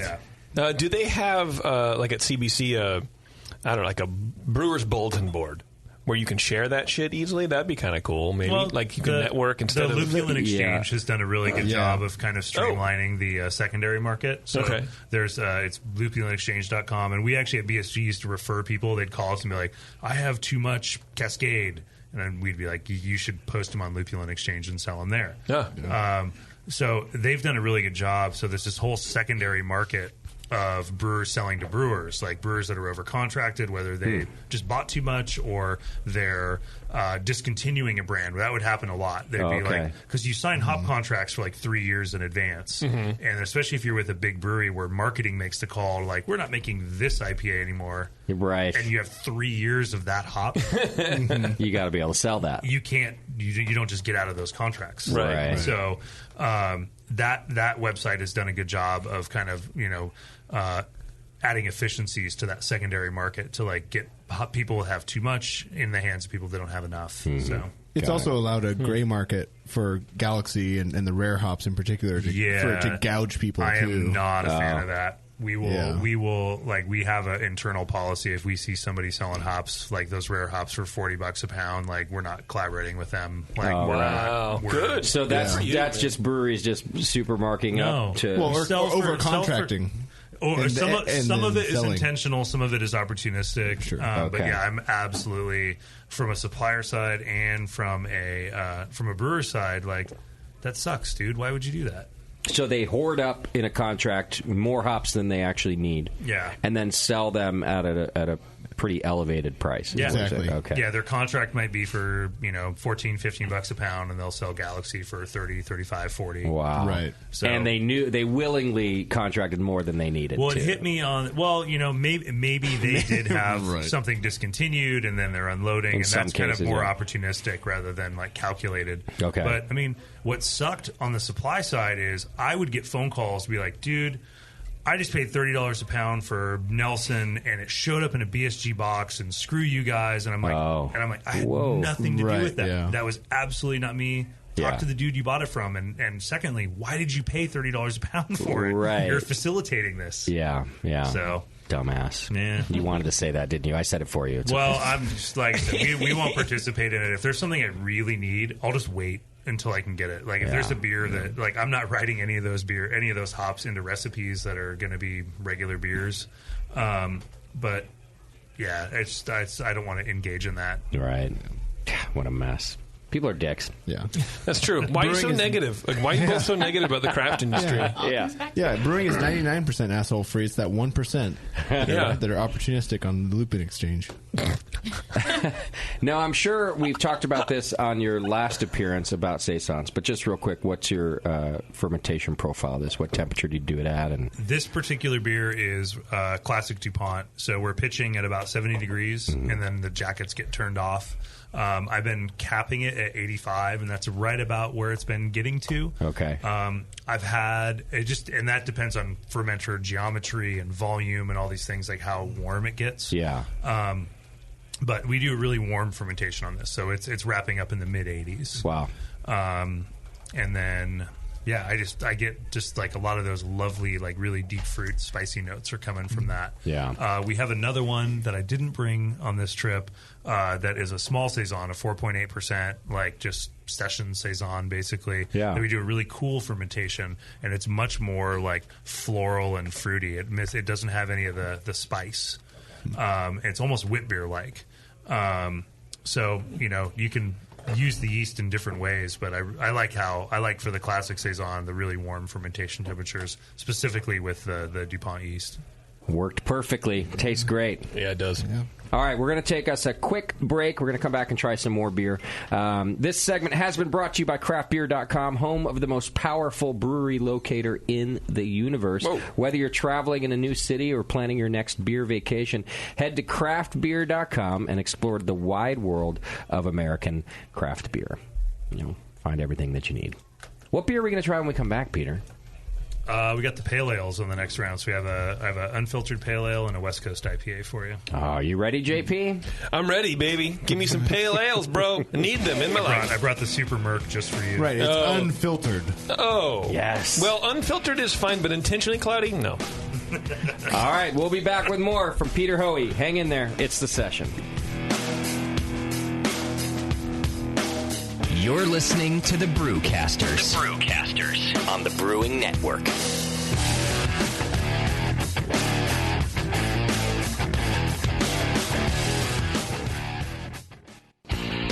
Your support of the Brewing Network means everything to us. We couldn't produce shows without you. And we love giving you something extra for that support. Like Brew Your Own magazine. You already know it's a great brewing magazine full of recipes, equipment how-tos, discussions of beer styles, and brewing techniques. Whether you're new to brewing and just starting out or you're an old pro, you'll always learn something from the articles in Brew Your Own. Plus, there are amazing special issues like plans for building a Brutus 10 system, 250 classic clone recipes, and a Homebrewer's Answer Book. Brew Your Own magazine and BYO.com are awesome resources for any brewer, whether for yourself or as a gift. When you subscribe or resubscribe from the Brewing Network homepage, you directly support programs like this. Get a great magazine and support the Brewing Network. Subscribe to Brew Your Own right from thebrewingnetwork.com. Do you know the 3 most important rules in brewing? Sanitation, sanitation, and sanitation. And no one does it better than 5-Star Chemicals. 5-Star knows sanitation. You can only sanitize clean equipment. And 5-Star knows how to clean, too. For craft brewers and home brewers, 5-Star has what you need to keep your fermenters, serving tanks, kegs, and draft lines sparkling and free of any beer-spoiling bacteria. PBW, caustic, acid cleaners, Star San, SaniClean, lubricants and defoamers, pH stabilizers, and more. 5-Star Chemicals has cleaning supplies, safety supplies, heat exchangers, pumps, hoses, and valves. And 5-Star is proud to offer eco-friendly products that exceed customer expectations. If you have a cleaning problem, you need the 5-Star solution. Visit 5starchemicals.com or call 800-782-7019. 800-782-7019 and get the 5-Star treatment today. Are you looking for a simple brewing system that's great for all grain brewing, but everything on the market seems to be full of compromises? Blickman Engineering has the answer. The Blickman Brew Easy All Grain Brewing System. The Brew Easy is a complete system with easy upgrades and a beautiful compact design, perfect for any size brewing location. At its core, the Brew Easy is built on 2 gorgeous Blickman Boilermaker brew kettles, a high-temperature March pump, and either a top-tier gas burner or the new Boil Coil electric heater. The Brew Easy adapter lid allows the pots to stack on top of each other, forming an efficient, strong, and compact brewing setup that comes in 5, 10, and 20-gallon batch sizes. Upgrade your Brew Easy system with full automated control by adding a Blickman Tower of Power temp controller, and make moving around easy with the Blickman Kettle Cart. The Brew Easy is modular. If you already own a Boilermaker kettle, you can build your Brew Easy by purchasing just the modules you need. The new Brew Easy all-grain brewing system. See it today at BlickmanEngineering.com and brew with Blickman quality on your new Brew Easy. Hey,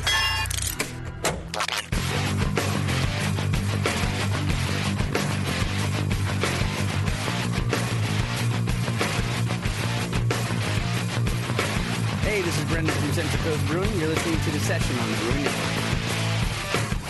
All right, what's happening? Thanks for sticking with us. We got more to do. We got more beer to try with Peter.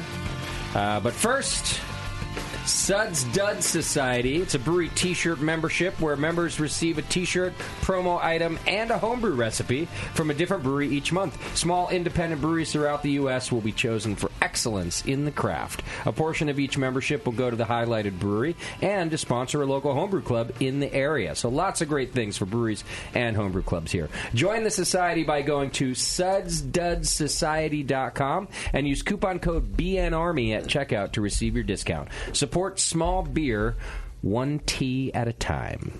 Man, I love that homebrew recipe portion of that. To me, that's worth it right there. Yeah, right? Yeah, I love that. Nobody does that anymore, sharing homebrew recipes. Nobody. What do we know? 0 people do that. A lot of people don't do that anymore. All right, Peter Hoey from Urban Roots Brewing and Smokehouse is here, and we've got a couple more beers to try. What's in front of us now, Peter? First beer in front of you is called Nice to Meet You. This is our official opening beer. It is a unfiltered hazy pale ale. Okay, hazy. So not you're not calling this a New England IPA. No, or it's New England just pale. It's an unfiltered hazy pale ale. Yeah. Okay. Get your negative earplugs in, everybody. Yeah. So Negative so far, beer attention. Trigger warning. We've tried to. We're not doing anything radical. I mean, we're not trying to like reinvent the wheel here. But I mean, it's not. This would not do well in a Northeast style. The style guidelines that are emerging now. So it's kind of its own thing. So we're just making a point to call it, like, say it's unfiltered to indicate that it's hazy, but it still has bitterness. Is the biggest difference. Yeah. So. I don't know. It does, but it still has that creamy mouthfeel that the hazy kids are looking for. Yeah. Hazy kid. The hazy I kids. grew up as a hazy kid. Now look at me. I thought hazing was a bad thing for I children. can't hold a job. What do you think about this, Justin? I like it a lot. You know, we were talking during the break. Peter does not put IBUs on his beers. He doesn't advertise the IBUs. We're talking about just kind of brewing trends and you know what people are ordering by and all that, because people are ordering by haze. We've talked about that before, which is irrelevant. But they used to be ordering by IBUs, and he's like, I don't do that anymore. I thought that was really interesting. Why not? I think it's not an effective descriptor of the beer that you would be served. So you can have a beer. The generic explanation I use is you can have a beer with 100 IBUs that has no hop aroma, and you can have a beer with near 0 IBUs that has explosive hop aroma. So do you instead include descriptions on your packaging, or will include descriptions on your packaging that gives more insight into the beer? Yeah. So in the restaurant on our menu board, we use 3-word descriptors. So like it'll be the beer name, and we do report alcohol, and then the style. In this case, we say hazy. Or hazy pale ale, or this one we say unfiltered pale ale, and then the 3 words for this one I think is like citrusy, soft, and something else, and that soft is kind of the key word that we're queuing off of for whether it's New England or whatever you were looking for, the softness that people like in that style of beer. Since you won't tell anybody at the brewery, could you tell us what the IBUs are in this beer? 35. Okay. Yeah. I mean, it's still something I calculate when I'm formulating the recipe because it matters to me and how the beer ultimately presents. But like I said, I just feel like it's not an effective descriptor of the beer to most people. Okay. Where does the haze come from in this beer? It's all yeast. Yeast. Okay. Yeah, it might have some polyphenol haze because it is dry hopped with like 2.5 pounds per barrel for a pale ale. Wow. Yeah. So, but yeah, it's yeast. There's no other. There's no tricks. Like it's, I love that aroma, just dude. a non-flocculating yeast that the only way you could have gotten rid of it was to filter it? Yeah. Okay. Yeah, it's a lot of that. It's just a huge hop load. This beer does have a lot of malted oats and wheat in it as well, so it doesn't get whirlflock in the kettle. Okay. I'm doing things to make sure that it stays hazy for a while. Yeah. Because one of my objections to the style is how inconsistent it is when you get it out into the wild. Sure. Like even one keg of this that goes to, like, if we have an account that sells a half barrel a week, like that's a great account. Like you wouldn't want to lose that account. But even in a week, if a keg sits undisturbed in a walk-in, the first pint's going to be really cloudy, and the next a little bit less and a little bit less, and by the end of the keg, it could be completely clear. Right. And yeast has flavor. That's the one thing that the haze bros and the clear guys like agree on. Like Like flavor. it or not, it's flavor. Yeah. I've never heard the other side. Haze Bros I've heard, but Clear Guys I've never heard. I just made that up right now. I kind of love the world premiere of that. Clear Guys. Right. I'm Clear Scientology guys. Yeah. So we agree. Round everybody agrees that it has flavor, and so if you have same beer, same keg, same bar, and the first pint on Monday has a great deal of yeast in it, and the last pint on Friday is crystal clear, you serve two completely different flavors, two completely different beers from the same keg, and that drives me crazy as a classically trained brewer. Yeah. So. I'm adopting the style. We are brewing them, so we have a hazy IPA in addition to this one at the pub right now, and there's more coming as soon as those tanks empty. Because even like Rob and I, some of these I like to drink. We were crushing this beer. It's under 5%, huge hop flavor, nice body. It's it's this beer we're drinking. So I'm not purely clear beer guy, but it's. I don't know. It's just one of those things where you can. I'm honestly struggling with it now that I'm back in production because I want to make beer. You're trained to make beer that's going to be shelf stable for 3 months, 5 months, 9 months, and then you're doing this. And where I kind of turned the corner on, and then when I decided we were going to brew these at Urban Roots, is a conversation I had years ago with Tim at Cellar Maker, and I expressed those same concerns. I'm like, dude, this can't last. It's bad for consistency. It's bad for shelf stability. And he goes, we sell out of beer in 7 days. Right. He's like, an entire batch is gone in a week. He's like, his exact words were, this is lightning in a bottle. Yeah. So if you can sell through it, then it's something we can do. So this beer, well, the one in front of you we brewed a 30-barrel batch of, but all of the hazy IPAs that are coming out, we're only brewing 15-barrel batches of, and they'll sell in a week or two. We want those beers to sell out and turn over and stay fresh, and if that means we're out of them for a little bit, then that's better for beer quality. So, and that's it kind of fits the hyper local market that's happening, where large regional breweries are starting to have a little trouble, but hyper local breweries are doing better than ever. So selling out of beer in 7 days at your local brewery to your local patrons it's not really a bad thing. Yeah, so I'm wrestling again with exactly what that means for my brewing style, but that's kind of the approach we're taking now. You've been trained to produce the types of beer you're talking about, classic styles, filtered, clean, shelf stable. You've been trained for that. You've also been trained to sell beer that sells, or to make beer that sells. Well, we got employees to pay and lights to keep on. So, I've always said, I just think it's a little dumb sometimes when people come in and go, I'm never going to brew that. And it's the most popular beer style in the country, right? And I go, okay, well, that's fine, but you're a dumb fuck because you're in business now, and people want to give you money for that, and you don't want to take their money. And you have to think about that stuff. Yeah. I'm like everybody's wife now. I'm like, you're not thinking about this stuff, and now you got to put some money. It's got to put food on this fucking table. Yeah, I mean, when we did our soft openings last week, we had the Pale Ale and we had a West Coast IPA. And the day we released the West Coast IPA, that was the number one seller. And then on Friday, we released the pretty cloudy IPA. Yeah, and it's not even close. It's the number one seller. Right, just shattered for the whole week we've been open. But it's I'm watching all the numbers to figure out because I got to decide am I rebrewing this beer? Are we going to brew different beers? What are we doing? And it's the consumers have spoken. They've spoken. And I'm not saying, by the way, I'm not saying produce bad beer because it makes you money, right? And nobody's saying that. A brewer like you will figure out how to produce, like you've done, a really nice hazy beer so that you fit both. You've made a good beer, and then the consumers, they want it anyway. Yeah, we're trying to do it thoughtfully, and still, at the end of the day, it's all about good beer. Yeah. So. Is the hazy IPA also a bit bitter for kind of the normal style? Yeah, absolutely. Okay. Yeah, I like bitter beer. I think it crisps up the finish. One of my objections to the Northeast style is how sweet they can be. Yeah. And I like a beer to me, I love the finish. My family is a winemaking family, and acidity is a big thing for them, and bitterness plays a similar role in these styles of beer. And if you don't have the bitterness there, and especially with lots of yeast and lots of hops, that really, really sweet finish just it ruins the beer for me. It's I have this theory that people we'll decide at a pub to order another beer. Like you're sitting at the pub at the bar, right?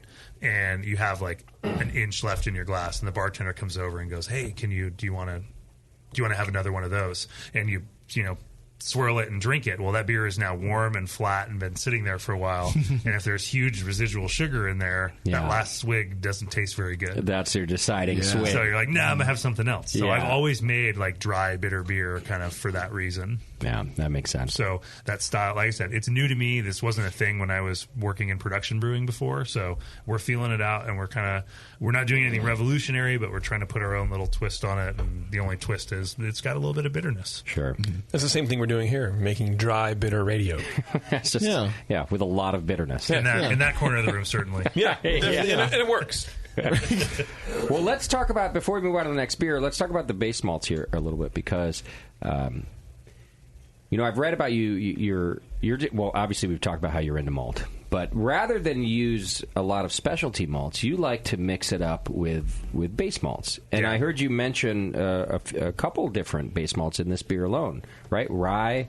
So this beer, the pale ale has malted oats from Simpson's. It has white malted wheat from RAR, and then it has RAR 2-row for the base. Got it. Okay. And then the two of the lagers we have are Wyerman based. I do a Vienna lager, which we sell as a Mexican amber lager, and the Pilsner, which you had. But then our light lager is actually a rice adjunct lager that I use RAR for the base on. Okay. And it's something I've always done. It started at Sacramento Brewing Company, where I would go into breweries, especially in the late 90s and early 2000s, where all the flavors kind of trended towards the same. Like maybe this one was a little more amber and this one was a little bit hoppier, but the underlying flavor was just similar across the board. And changing up the base malts allows you to give a really distinct flavor in each beer. So even among the lagers, like intentionally, I worked in a domestic 2-row in one of them just so it would have a different base flavor. Okay. So, and so why not achieve some of this with specialty malts too? It doesn't sound like you're anti-specialty malt, but you tend to just kind of stick with the bases to do what you want. Yeah. I mean, so if I want like a bigger, fatter body, I'm looking at, a Maris Otter or a Golden Promise, rather than going with maybe Munich malts or a crystal malt. Okay. So, I don't use a lot of crystal malt in my program, so I'm trying to get that depth and variance and flavor by changing up what the base of the beer is. Okay. Is your Mexican lager, Vienna lager on the lighter side if you're sticking to just base malts? Are you just using Munich? It's a blend of Pilsner malt, Munich malt, and Vienna. Okay. Yeah, and that has a little bit of crystal malt in there. Oh, okay. You mean just lighter SRM-wise, color-wise? Right, because it's hard to get to what the BJCP describe as the acceptable color for a Vienna lager without using some dark specialty malt. It's definitely on the lighter side. Yeah. Okay. All right. What's the next beer we got here? This is the IPA? This is the IPA, and this beer didn't have a name for a long time. It was in the tank and still didn't really have a good name. Most of our beer names come from conversations that we've had in the brewery. They come from a lot of them. There'll be song names, like the name for the saison we had earlier is Tomorrow's Verse, and that's from a Fish lyric. Okay. So they come from inspiration from different places, and like the IPA we knew was going to be a popular beer because IPA just sells like crazy. So we're like, I'd thrown out a couple names that were clearly contrived, like, oh, this is a cool name, like we'll sell a lot of this. And they were immediately, like, without telling my partners about it, they were immediately identified in the list. So, like, these names don't fit. Okay. So I was brewing one of the beers. And our GM Bennett came around into the brewing. He goes, hey, Peter, how's it going? And I go, oh, it's like riding a bike. Because I hadn't been in production brewing for so long. Right. So and then this beer became like riding a bike. Nice. And then you've already won an award with it, right? Yeah. So the Track 7 Invitational was yesterday, and it's an IPA competition, and there was some real heavy hitters there. Like I honestly didn't expect to walk away with anything. Like, yeah. This is the first IPA we've brewed on the new system, and it's Cellar Maker and Moonraker and Alvarado Street and Pure Project and all these, beautiful, just awesome hoppy brewers. And we ended up getting third place in the West Coast IPA What a category. dick. You grand open on Saturday, and you win an award at an IPA competition on Sunday with, like you said, some heavy hitters. No, it's not my first time, but I was just really pleased. That's really cool. Yeah. Did this beer come out exactly how you wanted it to, or it's pretty close? Yeah. There'll be some tweaks. I mean, we're going to have the model where we're brewing different beers all the time. So like riding a bike may come back around, or I may brew something different next time. So like riding a trike, like walking a bike through the crosswalk in parentheses. AJ, the owner of Bike Dog in West Sac, suggested like walking a dog. Nice, yeah. Now we have talked about dryness throughout the interview and different beers. This one, to me, has the driest finish and flavor to it. This is down to about 2 Play-Doh, and again, it was a little bit higher than I wanted. Really? So, yeah. No, I think you nailed it. I like about 1.5. Like even on a beer like this. This is me splitting hairs. But, it's all the little things you notice in your children. But. It's about you being negative. Wow. It's not negative when it's yourself. Shit. Yeah. Almost negative. 1.5. No, I think you nailed it with this because it needs a little bit of sweetness still. You got a good amount of hops in there and a good amount of bitterness, and that's there. But the dryness actually stands out to me. That's what I'm saying. Of all the beers, the dryness, you would have fucked it up if you went lower than that. This is another one that's like dead simple. It's like base malt. I think I forgot already, but I think you got a bag of Munich malt, so like maybe 4% Munich malt. Okay. Raw 2-row, and that's it. Okay. No dextrose or anything? No dextrose. Really? Nope. Then American ale yeast, and then Simcoe Mosaic, primarily, but a little bit of Eldorado in the kettle. Nice on the hot side, and some dry hopping. Oh yeah, this is dry hopped like 4 pounds per barrel. You filtered this one too? No, this is fined. Really? Yeah. Oh, findings. Okay. Yeah. How are you dry hopping there? Just dumping them in with the hops. With hops? With hops. I put them in the beer after it's... you put the hops in the beer. Well, but only after you open the vessel, so that there's a way to put it in the beer. So you don't just dump it on top of the fermenter. No, you got to I did it! The hops are still dry. Yeah. No, this one I'll give a major nod to Julian Schrago at Beechwood. He's a good friend of mine, and we nerd out about the same stuff and on process, and like we have epic texts about water chemistry and stupid nerdy brewing stuff. Yeah. And so I was down there. We brewed one of our opening collaborations with them. We made a saison together. And while we were down there, I tasted, I think it was Amalgamator. And I was like, dude, your hop aroma on this is absolutely stupid. Like, this is amazing. Can we talk about the process? So, like, he laid it out. And this is literally the Beechwood dry hop process. Okay, yeah. And mine was very different. Like, I always, like, back in the Sacramento Brewing Company days, like, I was dry hopping with, like, 1 degree Play-Doh left in fermentation and bunging the tank. And, like, that was the whole thing. Like, this is before people were even talking about biotransformation, whether that exists or not. Like, I was just like, this works, so I'm going to keep doing this. And that's as much as I thought about it at the time. So I, like, went into this literally with this beer kind of formulated already, thinking that's what I was going to do. And then after tasting his beers at the pub, I was like, I'm going to try that. Like, just lay it out for me if you don't mind. And he was kind enough to share. Nice. And so his technique is getting as much yeast, making sure having proper pitching rates for a wide number of reasons is really important. Yeah. But specifically for hoppy beers, getting the yeast out of there actually enhances hop aroma. Interesting. So, like, normally, like, when home brewers come to me or other professional brewers, and they're like, hey, tell me about your hop aroma. And I'm like, well, what's your pitching rate? And they're like, what the hell does that have to do with it? Right. So, meaning that you just that the fermentation just happens as quick as possible. Is that what you mean by getting? No, it's not having too much yeast. Overpitched IPA, like I can taste overpitched IPAs like out in the market. What does it taste like? I see. It's more bready, and it's not the hop aroma is muted. It's not as explosive, and it's not. It's a difference between like kind of round edges and clean and sharp. It's a difference between like smelling the inside of a hop bag and going like, oh yeah, that's a hoppy beer. Okay. And does that have to do with the hop oils binding to the yeast cell walls? That might be a thing. That's mostly isomerized alpha acids that are binding to the yeast cell walls. But I think it has to do more with just contact. Like if you get the yeast out of the beer, then if you dump especially in the size of a commercial fermenter, you dump a bunch of hops into the top and they fall beneath the yeast cake, then they're not in contact with the beer. So we did a lot of yeast removals before dry hopping. We're just trying to get the beer as clean as possible before adding the hops to it. Got it. Okay. And that so makes sense. You're not necessarily worried about the gravity at the time of dry hopping. You just want...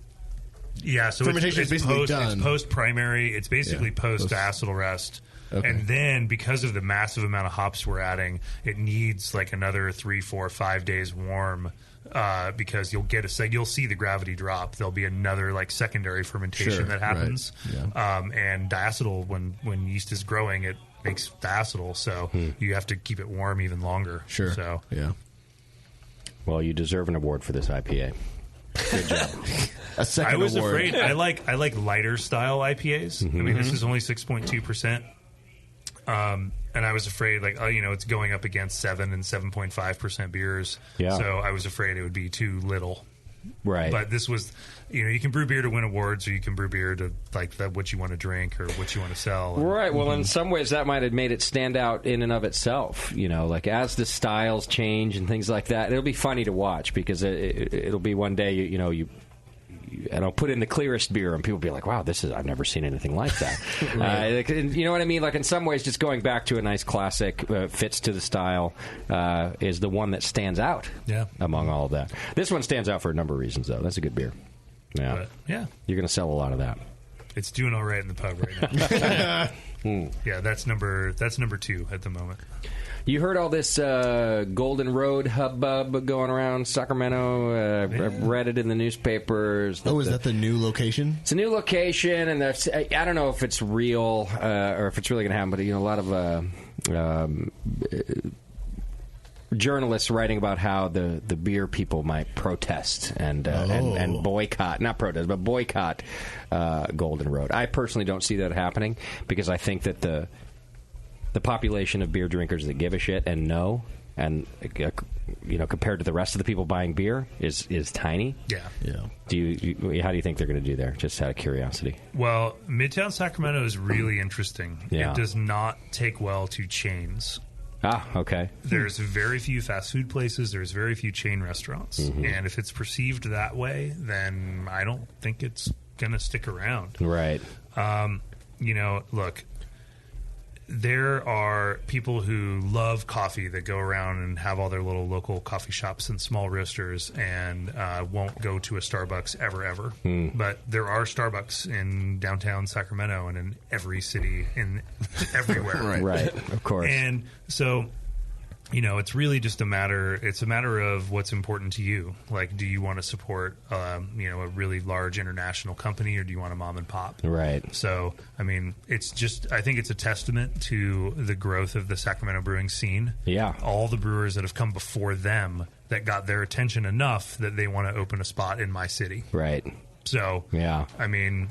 Well, I was just curious for 2 reasons. One, just because it's your town, and I wonder how it's going to go. 2, I'm pretty sure they opened in the place that I looked at for the Hop They Grenade. most certainly did, because I know you looked at that spot. That laundromat. Yeah. Then I wanted to tear down and do a similar thing. I just couldn't afford it. Yeah. And it was a bummer. Did you want to do the container thing? I didn't want to do the container thing. I wanted to tear down the laundromat because it just to make that into something usable was going to be very expensive, very difficult. Yeah. But then still even to tear down and rebuild.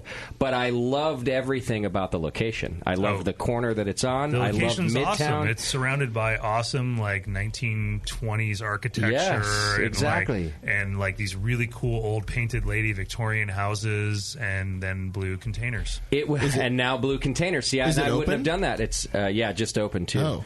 It was my number one pick of all the places I looked at Midtown was that corner. But I couldn't afford the building situation. It was a bummer. Maybe if you rebuilt in shipping containers. Had I done that, but see, Peter's right here where the and maybe I would have done that because I can be a dumbass. But the architecture around the neighborhood's really nice, and there's even the laundromat itself had this cool. If I could have done something with that It building, looked like mini I would have flying kept buttresses up the side. Wow! Right? On a laundromat? Because it was a full-on like '70s style laundromat, and if I could have done something with that, I would have kept that too. But anyhow, now you have all this cool stuff, and now you have a bunch of painted, dented, containers. Yeah. And golden. I think I'm only sensitive to that because I'm a native Sacramentan and I love the architecture in my city. Right. Isn't that the Fab 40s? Yeah. Is that where this is? No. It's a bit down from there. Okay. Yeah. So It's you at 19th Street. So 40s are in the Ford, like the 40 streets. Yeah. So Okay. I mean 20 blocks away, but yeah. What's the other location there? It's like it's a street. We have streets. There are streets there. Yeah. Whoa. It's a grid, actually. Streets? It has a name. The streets have no name. I want to say 6th or 66 or something. It's a whole thing. There's an arch. It's like the ice blocks are at the end of it. What's that road? You know the ice blocks? R Street. Yeah, R. There you go. Not 6. R. Yeah, it's turned upside down. Our street? Yeah, our street. Like our house? In the middle of our street. How's that area doing? Because that whole thing was developing when I was looking too. Yeah, so our spot's like 3 blocks away from the R Street corridor. So there's like Shady Lady, great cocktail bar. Oh yeah. There's Ace of Spades, which is a fantastic concert venue. Yeah. I love it because all the bands that go and play at like the Fillmore then come and play Ace of Spades. Yeah. And Ace of Spades holds I think 1,000 people. Nice. So like even like Alex Noel from Three Weavers, we were hanging out and I'm like, hey, Frank Turner's playing at like a really small room in Sacramento, and she like booked a flight that minute. Oh, nice. Came up and went to a show with me. Yeah. So there's cool stuff happening like all along that street.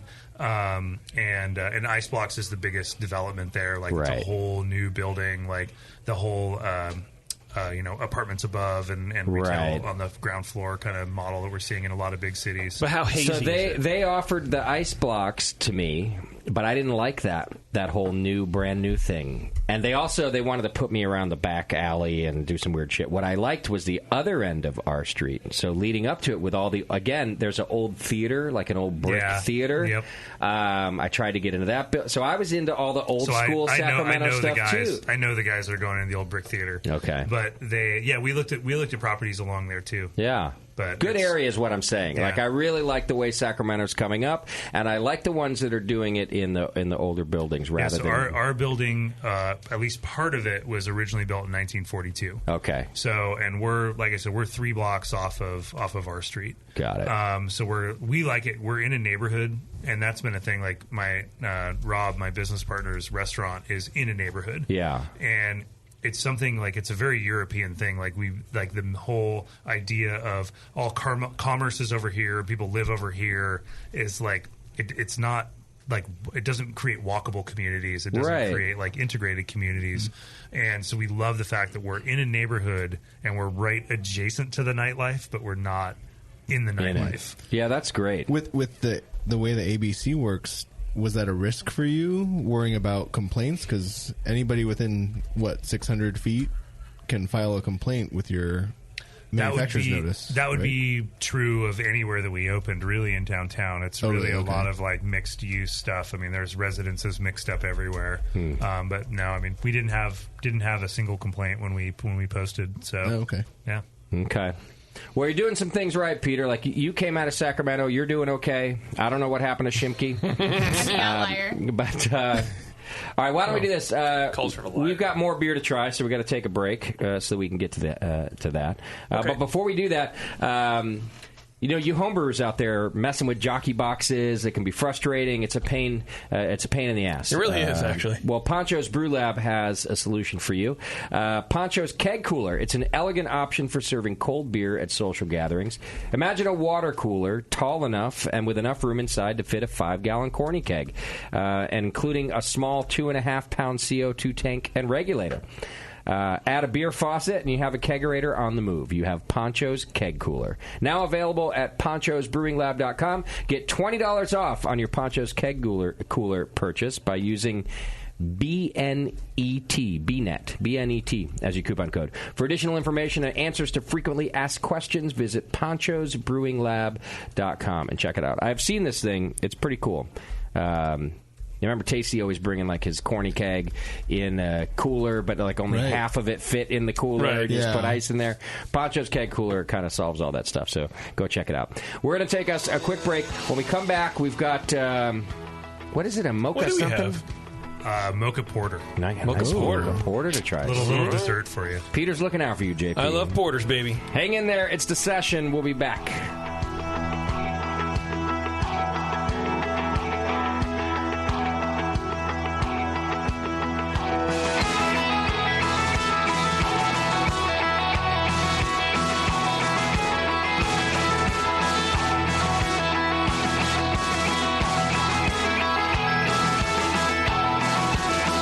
You're listening to the Brewcasters. The Brewcasters on the Brewing Network.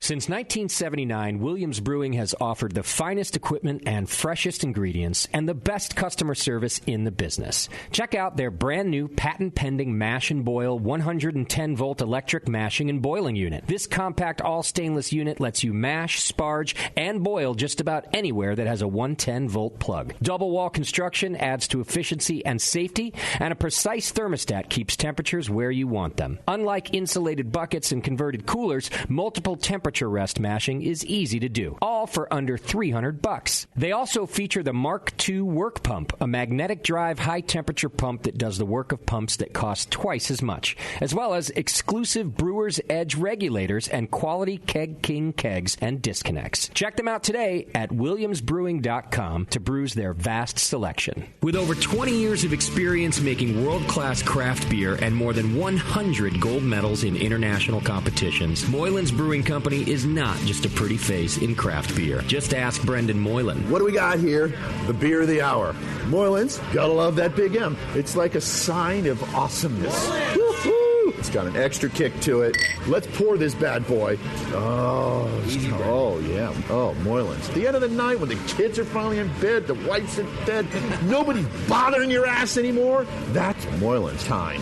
Moylan's is for you. Yeah. It's to help you out. Yeah. It helps me out. What? Well, because it's freaking awesome. Northern California brewed. It's brewed with love. With love? Oh, yeah. Tremendous. And it's always best where? Moylan's. You gotta try it. On tap at Moylan's in Novato. They're freaking awesome. Not only because I own the brewery, because I love the beer. Cheers! Boom. Kilt Lifter Scotch Ale takes big beers to a whole new level with rich malt balanced perfectly with delicate hops, and now comes in 4-pack tall boy cans so you can take the party on the go. Or come to the brewery, take a tour, and try any of Moylan's fresh creations right from the source. Check them out at moylans.com. Hey, my brewing brothers and sisters. This is Jamel Zainasheff, and I want to tell you about Heretic Evil Twin. You might be familiar with my homebrew recipe, which uses massive late hopping to create a balance between the malty sweet and the hoppy bitter, along with an outrageous malt and hop character. I wanted a beer with the same bold hop and malt character, so we played around with the homebrew recipe until we were able to make a great commercial version too. We've created a beer rich in malt character, full of caramel, toast, biscuit, and an ever so subtle roast note. On top of that, we piled in an insane amount of Citra and Columbus hops at the end of the boil, as well as in dry hopping. This damn-the-cost approach to hopping gives Heretic's Evil Twin a great blast of citrus and tropical fruit that can't be matched by any other hop. The result is a bold, malty, hoppy, but easy-drinking beer. This is our top seller, our flagship beer, and I couldn't be prouder of it. Cheers. To find Heretic beers near you, click on Find Some at hereticbrewing.com. If you work in retail sales, the restaurant industry, or are a new craft beer enthusiast, or you know someone who is, you have got to check out Beer 101. Beer 101 is an online course created for anyone wanting a quick introduction to the vast world of craft beer. Beer 101 covers the history of beer, brewing ingredients and processes, vital stats like ABV, SRM, IBU, and gravity, styles, tasting, glassware, and pairing beer with food. The Beer 101 course is offered by the Brewers Association at craftbeer.com. Also home to the truly awesome Beer Style Finder, a visual guide to every beer style. Quickly play with color, bitterness, and alcohol content to interactively explore the entire world of beer styles with a gorgeously designed interface to your favorite beverage. The new Beer 101 course and new Beer Style Finder are only available at craftbeer.com. Craftbeer.com, celebrating the best of American beer. This is Matt Brynolfson from Firestone Walker Brewing Company, and you're listening to The Session on the Brewing Network. Thank you, Matt. Thanks for sticking in there. Sticking around. Sticking Thank you. Matt's a little guy, but he can really stick in there. All the way from Paso. Thanks for sticking around. There you go. Yeah. Hey, did you know that IPAs are the most popular craft beer style in the U.S.? I did. If you're looking to brew an IPA that's not like all the rest, though, check out Dick Cantwell's newest book, Brewing Eclectic IPA, Pushing the Boundaries of India Pale Ale. Award-winning brewer Cantwell includes 25 original IPA recipes and categorizes over 200 unique ingredients to spice up your IPA, from papaya to peppercorn, beets to bog myrtle, and even cannabis, where legally available, of course. There are recipes for all levels of brewing experience. Order your copy of Brewing Eclectic IPA, Pushing the Boundaries of India Pale Ale by Dick Cantwell. It includes... order it on brewerspublications.com or wherever books are sold. Sorry. If you just don't want to be like all the other IPAs, just clarify. Just clear your beers. Just find them. Like the good old days. Right. There's lots of things you can do by going to brewerspublications.com and buying the new IPA book. Absolutely. So, there you go. All right. So, Peter. Yes. First of all, I got another pint of your Pilsner because I had to. Because I'm not driving. Because it's so good. I'm not driving. Second of all, we've got one more beer to try from you, which is a Mocha Porter. Yeah. Was this on our Nitro handle? Or yeah, this was on Nitro here. Yeah. Oh. The smell, the aroma. Coffee? Right. Yeah, is there coffee in this? That cold pressed shit that all the kids are drinking Okay. nowadays is what it smells like. The cold press? It just smells like coffee. Yeah? Because cold brew, to me, doesn't have a whole lot of aroma. Oh, really? Oh, really? I think it does. Yeah. Yeah, I think so, To too. me, it smells a lot like To this. me, I don't think it does. Well, you're wrong. You can't say that I you don't think you're that wrong, I think the other thing. Settle down, guys. Kim Shimke. And Hold my Kim. earrings, Warren. I'm married. Can I borrow a hair tie, Bev? And it tastes good, too. It does. Nice segue. Is there cold brew coffee? Let's settle this. Did I get JP with a couple of beers he didn't hate tonight? Yeah. Oh, yeah, for sure. I don't hate a lot of beers. He just doesn't talk about it. He also doesn't like a lot of beers. It's not true. But let me tell you what I didn't like. Does it taste like... Is there cold pressed coffee in this? Kind of. It's a cold brew process in the dry... Like, it's dry hopped with coffee after it's cold. So it's brewed in that sense. Got it. In the beer. That makes but sense. It's not, Yeah. it's not like a That's pretty concentrate. much that almost I'm- the same, though. It's not a isn't it? concentrate that I'm blowing in. It's in Is the it- actual beer. So I'm right. Beans, grounds, or just the Ground. liquid? Grounds? Okay. For the coffee. I'm laughing at JP now. Oh, You okay. carry Yeah, on. Good. I'm right. Yeah. That's all I want to know. There's not cold pressed coffee in it. Yeah. However, Oh, okay. it is the same process, basically. Yeah. Yeah. Yeah, just make it with the beer instead of with water on the side and then blow Oh, it in. okay. How long do you leave it in the beer? Less than 24 hours. Okay. A lot of it in there. Yeah. Yeah, it's about 22 pounds in a 15-barrel batch. Okay. Wow. Yeah, that aroma's great, man. Mm-hmm. So is there any chocolate in it? There are toasted cocoa nibs. Okay. Okay. Is it in That's a the wonderful same stage, or do you add that? No, those go in before. They consider the beer longer. They need to be in there a little bit longer to extract the flavor. Okay. And that's after fermentation, all Yes. of that? Yeah, all this is happening after primary. Okay. Got it. I like this beer. Yeah. I'd love it on just straight CO2 because I want a little tweak at the end. We have but- both at the pub, mainly for filling crowlers. Like you can't fill a crowler or a growler off nitro, so I do have like 4 half barrels that I did with CO2 so that we can sell it to go. Got and it. not have it just be a flat mess when it gets home. Yeah. How do people like this beer? How do people respond to this? It's been pretty well received. Yeah? Yeah. Good. Yeah, I mean, it's not lighting the world on fire on sales, but stouts never do. I mean, well, it's dark, yeah. Yeah, I mean, at Sacramento Brewing, we made it. We called it an imperial stout, but it was only 8% because it was formulated in like 1998. I mean, it was a GABF winning beer, and I literally brewed it 3 times a year. Okay. Like we sold 3 batches of stout the entire year, and that's it was on tap year round. Yeah, but you only brewed it 3 times. Yep. Yeah. Wow. So I know like. Dark beers don't sell super fast. Right. So I wanted to do something. This was very much like Cafe Mocha inspired. Like I love coffee, and ironically, our general manager came from a coffee background. This is his first foray into beer. So like, nice. He actually helped me select the roast that we used for this. We used the same beans in nitro cold brew that's available at our pub, so you can taste the beer and then actually have a nitro cold brew of the same, not the same beans that were in the beer, but the same roast. Because it's akin to cold brew. Yeah. So you can taste them right next to each But other. there's no cold brew in it. Right. Because I was right. Do you use a local roaster? Just want to clarify. There's so many in Sacramento. Yeah, we use Camellia Coffee Roasters over on R Street in Sacramento. Cool. That was really fun because there's a whole law about there's laws in California about naming retailers and like you can't name a licensed retailer very easily. Yeah. There's all these very specific situations where you can, and our consultant was like, we said, hey, we want to use like a couple of these roasters, like we're trying to pick who we're going to use, and some of them have alcohol licenses in their cafes, and they're like, you can't put it on the bottle. You can't put it on your menu. You can't put it there. Like they were like, you can't do any of that because they have the alcohol license versus a coffee shop that didn't. Yeah, because they have a permanent license in California. Oh, okay. Because they're potentially favoring a retailer. So they're an account. Oh, because they're co-branding. Yeah. No, they're potentially favoring an account of theirs. The legal language is you can't give something of value to a retailer. It's like anything over brand 25 mentioned cents. on their label would. Yeah. But how does that? The brilliant thing is the spot opened like just if like we walk over there and get coffee almost every day.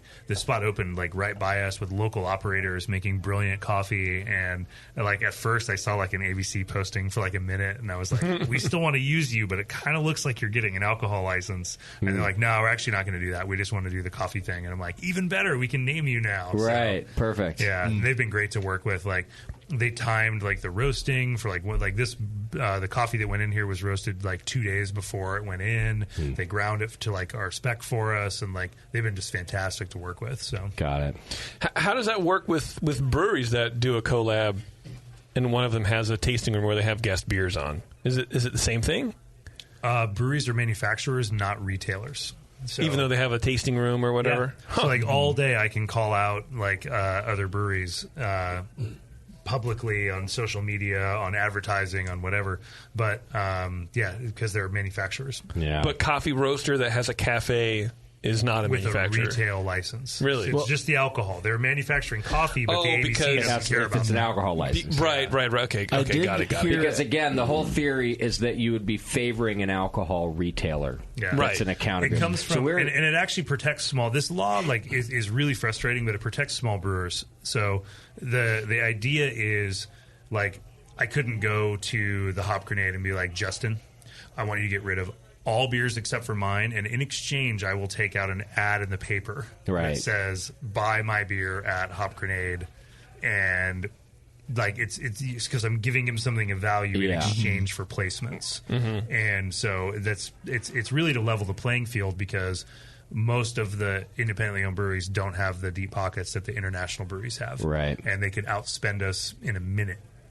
Yeah, so, I'm dealing. We are still going to do a anniversary beer for the Hop Grenade here with a local brewery, and I was like, oh, let's just call it Hop Grenade. It'd be cool. I'll license you the name. And they're like, no, we can't do that. And I was like, sure you can. I'm going to license it to you. It's my fucking name, and I'm going to let you, for one beer. It's fine. And they're like, no, we can't do that. Yeah. And I argued with them for a while. Like, no, I said it was fine. Yeah, but I forgot that I'm a retailer. Basically, I was just thinking of the fucking logo and the name. It's a thing. Yeah. Well, now we've lost all your listeners that don't own a bar or a brewery. No, I think people like to know that stuff anyway. And I thought I caught wind at CBC this year that there might be, as far as collaborations between breweries go, this year the TTB allowed some sort of beer in bond sharing between breweries, which would allow the collaboration beers to get passed between the two breweries to where, as I understood it up until now, whatever brewery brews the beer gets to have the collaboration and sells the collaboration. Right. And the other brewery's just involved in name and marketing only. But I heard a couple of lawyers talking at CBC that there might be a change now to where you can sell the beer at both breweries. Well, now. that would be cool. It would make it more fun and more interesting for everybody involved, even the consumer. Yeah. Well, we have a full restaurant, and with California law, we're allowed to bring in guest beers. So that was like a big thing. Like we have 4 collaborations we opened with. We brewed with Bottle Logic, Beechwood, Three Weavers, and 50/50 Brewing. Okay. And they all made collaborations for our grand opening. Cool. And we're able to serve them because we have a full restaurant. You're just purchasing their beer. That's exactly it. Yeah. It's a total transaction. We're buying the beer from them in keg, and then we get to serve it. We couldn't do that if we were in a warehouse with no kitchen, just manufacturing facility. Right. There's like another little nuance of the law where when you have a restaurant, you can have guest beers. Yeah. But most places don't have a restaurant these days. So it's like you brew a beer with someone else, and you just get to have your name on their package. Yeah. Right. And hope they don't sell to Anheuser-Busch before that beer comes out. Or Heineken. Or Constellation Brands. Right. Well, the beers are tasting wonderful. If you want to brew beers like Peter, you should use yourself some good brewing software. You can go to beersmith.com and get your free 21-day trial of the best home brewing software out there. It's great recipe software. Beersmith.com. Check it out. Right now, your beer is pretty much just available in the tap room? Yeah, right? There's some limited distribution that we're doing. We've got a few friends. Like basically, the distribution plan is to sell to places that we're friends with. Okay. So there's no our model was built to sell across our bar and at our restaurant. So right. Places that we're friendly with, places that we like to eat, maybe. We'll sell there. Got it. You got 17,000 square feet to just sell across your bar. Yeah. That's ambitious. Yeah. I think it'll probably happen. Yeah. But no, it's been nice. Like we've had a few people drop by and pick up beers already for a couple of Bay Area locations, and nice. The local folks are interested as well. But I mean, we don't have a delivery truck. We don't have a delivery guy. Like the couple of kegs, I brought the kegs to Hop Grenade in my sedan. Right, so right. It's Well, I was gonna say you'll hear from me if me or my crew are passing through Sacramento. Yeah. Peter needs more of that pills. Maybe another pale ale. That's the thing. I already got a backup batch. So. Well, you can go learn more about it at urbanrootsbrewing.com right now. How big is the system that you got there? We didn't even talk about that. 15-barrel brew house with all 30-barrel tanks. Got it. So I can do... Why 15 and 30? I wanted the flexibility to make larger batches like when we get into distro. Honestly, I want 30 barrels of lager because it takes so long to make. I need it to last longer than 2 weeks. But you have to, I guess what I'm saying is why not 30 and 30? Because now you have to double batch. Because that would be 60. I just brewed an orange IPA, which isn't that weird, but is kind of bordering on weirdness. I want the flexibility to be able to do small batches of stuff, and use different new and interesting ingredients, while at the same time making enough Pilsner to satisfy the beer garden. But every time you have to do that, you have to double batch. Yep, basically. Okay. Yeah, I mean, I can pop out a double batch, but I'm doing all the brewing. I don't have any staff at the moment. So, okay. I can do double batch in 10.5 hours, or I can do it over 2 days. Just take 2 days and fill the fermenter over, day 1, day 2. So you're waiting a day to pitch your yeast? No. Back to feedback? No. You can pitch on day 1. Yeah. Yes. Yeah. And then add beer to it? Yeah, then don't aerate the second day. Oh.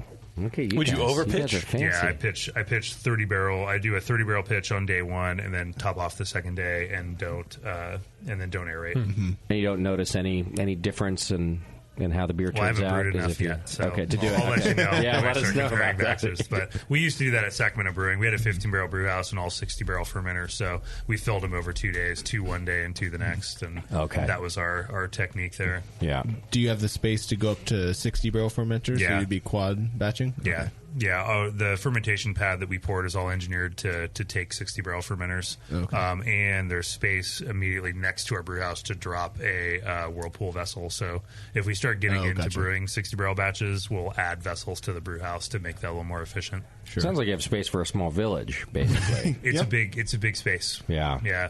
I think if the shit hits the fan, the big quake or something, I'm moving into. We got a big basketball hoop, in the warehouse for us to shoot around. And, Wait, it's not regulation? Oh no, it's regulation. Yeah, not that kind of big. Right. Regulation hoop. It's a giant 12-foot hoop. I can make baskets in that shit. All of us can. Thank you. Even me. Twitter game results? Yeah, let's do that. What was our Twitter game today? What would you replacing Doc? Yeah, how would you replace? What would you do to replace Doc, or how would you go? I don't know. People kind of fluctuated between, so just Doc and replacement times. Okay. You ready for it? I'm ready. All right.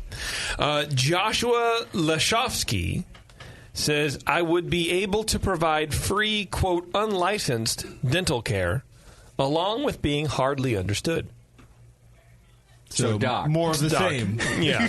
Doc's licensed. He's true. licensed, that's true. And he's very good. Let's get that out of the way. Yes. He's very good. Right. Yes. Very good.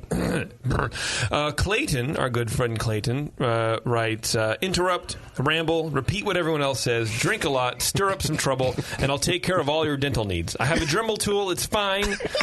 Bonus, I'll be Kim's friend, thusly taking the heat off of everyone else. I'll eat the key lime tort or whatever. That's one tweet? That's How long can tweets be now? Doc is not allowed to play the Twitter game. Wow. That was Clayton, and if anybody can extend a sentence into a tweet, it's frickin' Clayton. Okay, Clayton, I'm a fan of yours. Oh, wow. Wow, okay. Jeff Engel says, Angel. Jeff says, I would stumble into the wrong show and offer my assistance. Because I think he's done that before. I think he's done on Dr. Homebrew. That's for goddamn sure. What do you mean by stumble into the wrong show? He thought it was the session? No, he was out in the fucking bar and saw us recording a couple years ago and just walks in and starts blabbing about beer. In the middle of it, like you guys were on air? No, yeah. So, oh my God, that's Doc. Jeff or Doc? How did he last so long? I don't know. Tim Conlon, because you like him. Yeah, I do. Tim Conlon says, without a prescription pad and a certain moral flexibility, can any of us truly fill them? Ooh. Yeah.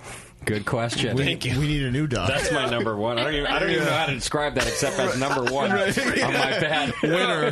That was deep. JBC Brewing says, why not give the job to his ex? She got everything else of value. New number one. Yeah. Wow. Well, which isn't Can we have entirely two true. number ones? Doc hit a lot of stuff, so it's fine. Gordon Strong, our good friend Gordon Strong, just simply says, like a boss. Just fill his shoes like a boss. Like a boss. Okay. That's Gordon Strong. What are you going to do? Hang until Gordon Strong is wrong. And then last but not least, Joseph Payne says, with whiskey, bad decisions, and bre, bra, blah, flavor for the flavy flavas, yeah. Okay. It's pretty good ones. Yeah. I had to cull them. There were like 5 other ones, but it gets too convoluted. So cream of the crop. Yeah, I have 4 that I've marked here, but my notes are terrible. The first one is all the traits that are Doc plus Kim's friend. Okay, So, that's from Clayton. Yep, Right. Yep. Tired. Right. That's something even Doc wouldn't do. Be Kim's friend. Well, if you're gonna replace, you got to upgrade. Right. So, yeah. Right. Then, of course, I have my number one, which is like a prescription pad and how can you ever replace moral judgment? How can it be filled? Then I wrote down everything goes to his ex. So she should be. And what was the very last one? Because I wrote that with one whiskey, bad decisions, and blah blah blah flavor for the flavy flavor. Yeah. Right. All right. I'm going to eliminate that one. Okay. Because that's just another Doc. True. So the first one is just another Doc, but friend of Kim's, which is valuable. I highly value that. Right. We all do. Well. So you don't have to. I vote for that one because those Sacramentans have to stick together. There you go. Okay. Oh, wow. He didn't say that. He didn't say that. With my friendship bracelet. This is how you drive people away. They say one nice thing, and It's just a trap. I laughed Oh, it's too late now. You didn't already give her your number, did you? Yes, Peter, I will be a roommate with you. We will be friends. Yeah. we will be friends. What's this? Oh, it's a court order to be my friend. It's a verbal contract. We entered into it when you accepted my sentence as proper. Right. As Sacramentians. Yeah, the minute you said, I'm also from Sacramento, we became besties. Yeah. It's a small town.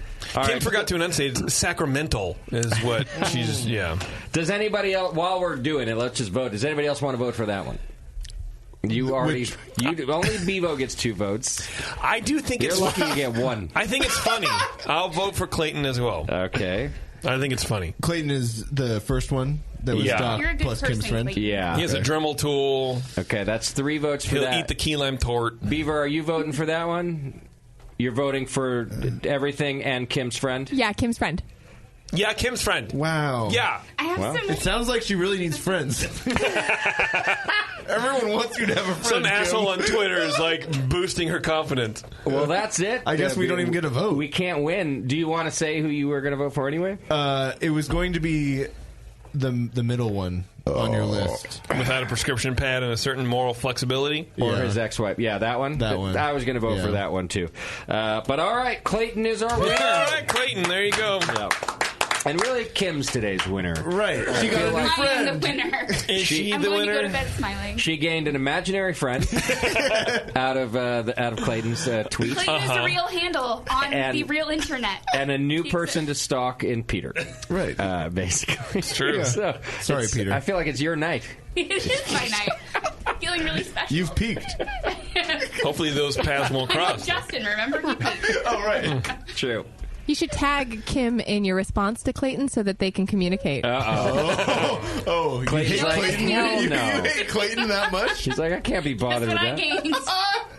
2 friends. All right. Hey, That's before one you go to greatfermentations.com. They've got the largest catalog of Blickman products on the web, and their staff is some of the best trained in the business using Blickman products. They offer top-notch customer service and same-day shipping on so many items. Check them out at greatfermentations.com, and be sure to like them on Facebook at GR8Fermentation, and Instagram and Twitter as well. GR8Fermentation.com. Is that what you said? It's the Pilsner, man. I like it. And finally, Adam and Eve is determined to help you spice things up in the bedroom, and they're backing up that promise. Check it out. You go to adamandeve.com and get 50% off almost any item. And when you... Hey, I thought you were supposed to order a bunch of... I knew this was going to come up. I knew this was going to come up. Hang on, let me do this doing real quick. report. Okay, enter coupon code BNARMY at checkout. You get 50% off almost any item. But backed by popular demand, you're also going to get a free Big O kit. Which includes exclusive Climax gel and a mini vibrator, and 50% off one item. BNARMY. Coupon code BNARMY at adamandeve.com. Yeah, what were you supposed to do? Apparently, you gave me a $100 budget. Oh, yeah, I forgot we were paying for it. Yeah, Shit. yeah, you are. But here's the thing. I don't usually think in my brain there's not a connection between like that stuff and the Brewing Network. Did we get that clean? Oh, I see. I see what you're saying. Like, when you start to feel naughty, you don't think of... the Brewing Network doesn't enter your Then my mind. libido just goes whoop right down Right. when the bien comes to mind. So Right. it's a really tough balance here. Okay. Wow, you're really picky, aren't you? What were you supposed... I forget what was said. Were you just supposed to order something? You said, yeah, just the Big O kit was one of them. Oh, because I wanted you to get the Big O kit and see what that was all Well, about. and then she has to report back on her he findings. asked I report back. So if he was Sure. funding this, then the agreement But was I do that want to had make make it extraordinarily clear for our listeners who may not have heard this show. Yeah. Number one, this entire thing was Kim's idea. Number two, it is true. That is not It true. absolutely is You true. volunteered. Like 6 months. Thank you, Warren. You volunteered. And number two, I asked repeatedly, are you sure you really want to do this? Yeah. And you still kept with it. So you cannot back out. This is your entire I did idea. genuinely forget. And forget. we tried to give you more time than 1 month because we thought it might take you longer. It was only 1 month. 1 month is enough time for dildos, let's be honest. Oh, my God. It's enough time. See, I already Plural. feel less sexual right now after this whole conversation. Yeah. I feel dry. Coming from Justin with all his dildo experience. 1 month is Maybe you should be the one reporting back. I have nobody to report with. I'll gauge it out. It'll be fine. You got a butt. It's fine, dude. You have GP. Look, we're off next week. We're not back until... I'm out for the Lakefront show. See, you just got off next week. There you go. Wow, it only took a week. Yeah. Why not on June 4th? It's the New Realm Brewing Company show with Mitch Steele in studio. This time you get less time. I feel like that would be a bad decision. I'm pretty sure Mitch is listening because he texted me, and I can't tell you. I imagine he's really looking forward to that aspect of the show. Nope, hard pass. He did tell me that he's trying to come out here. He's not, so he may not. But can you imagine this could Mitch sway the decision? Steele, like the nicest, like he seems kind of shy a little bit sometimes. Right. I don't know. I can't imagine this conversation happening. To Shimke's Big O report. Well, I'll tell you what. I wish I had clipped my toenails first because they tore my sheets. I don't know. I don't know what that means. How will we ever be able to get in the mood with this kind of stuff in my It's never going to happen. I'm ready. It's not gonna happen. I have my rubber underwear on for this moment in time right now. My toenails are clipped. So, June 4th? I definitely just threw up in my mouth. Cut my toenails. I'm horny. But not Did I tell you Lakefront. the first time I went on this show, I told my wife not to listen? Yeah, if you want your loved ones to still love you, it's best to do that. She should listen because Kim needs the help. Like a little somebody on her side. Would she be Kim's Wait a friend? minute. No, I made a friend. I made two friends. You did not. I made an online friend. One of them is an imaginary friend, a character that doesn't exist. The other one wants nothing to do with you, I guarantee it. Look at him right now. He's barely on his phone. He doesn't. He might be texting me. He's going through words with friends, making sure you're blocked. Yeah. He's emailing his lawyer right now. Yeah. He's checking out my stuff. I got a notification that I was tagged in a post. He's asking how... And it was Kim. He's asking it's what the starting already. time on the restraining order is. Yeah. Hashtag this hunks beer. Oh, I don't know what to drink in more, the beer or Peter's face. Tune in next time. I'll have 60 barrels of that. So unfortunate. That was terrible. So on the 4th, knock me out and kick me I out. keep pushing it for sooner. Well, you had a month. Are you not around? When are you saying? I said Lakefront. Oh, I thought you said not Lakefront. No, no, because they're going to be on the show because of that I mentioned them. And cheese curds. Right? What? Are they really bringing them? Wait, are they bringing cheese curds? He promised. I will email him back. I will CC you on it. Okay, we're not promoting his stuff if he's on the show. How many cheese curds? Not just like fucking 2 ounces of cheese curds. It doesn't matter. You're so greedy in this room. Yeah. I'm not in that You're room. bringing things we never get, but how many? But I need a lot of them. Yes. Yeah. All right, Lakefront Brewing, that's your new deadline. Expect you back here with a Big O report. Just like last time we sent you away with that mission. Cut toenails. Yes, these orders are exactly like the orders I gave you a month ago. What kind of toenails do you have, JP? I have shitty toenails. But you know, like when your feet curl, right? Like that's what I was trying to go for. I knew what you were going for. Thank you. It's just that you were going for it like at a senior citizens home or something. I just have a very Ren and Stimpy, like the close-up drawing picture of your feet in my head right now. It's pretty much. I'm picturing Right, it's pretty much what they Dumb are. and Dumber. What? Exactly. The drill bit. Never Oh, the mind. grinder. No, she's right. I got that one. Thank you, Justin. Yeah, I just didn't get it. I get both the Ren and Stimpy and that one. If it was in the Love Guru, I would have got it. That's where you learned everything you know about love. Into me, I see Tim. Oh my God! Sorry. How many times have you seen that whole movie? Like 5 times, man. Yeah. I fucking love that movie. Peter Hoey, thanks so much for being on the program once again. Ladies and gentlemen, you can go to urbanrootsbrewing.com and check it all out, or just go to Urban Roots Brewing and Smokehouse and get yourself some food and beer, which I would love to do. Let's go right now. All right, I think by the time we make it, we'll just tag along with Peter. Just open the door and leave us here till the morning. I have the key. Can we stop by on our way up to NHC? I don't see why not. Let's go for a band That sounds like a staff good idea. retreat. Oh, God. Our first one in 13 years. Does Kim have to be there? You know what? That's a good idea, Only Kim. if I she's think the CC'd on the BN email. staff will do that. We'll retreat from you. She's gonna see it on JP's social media.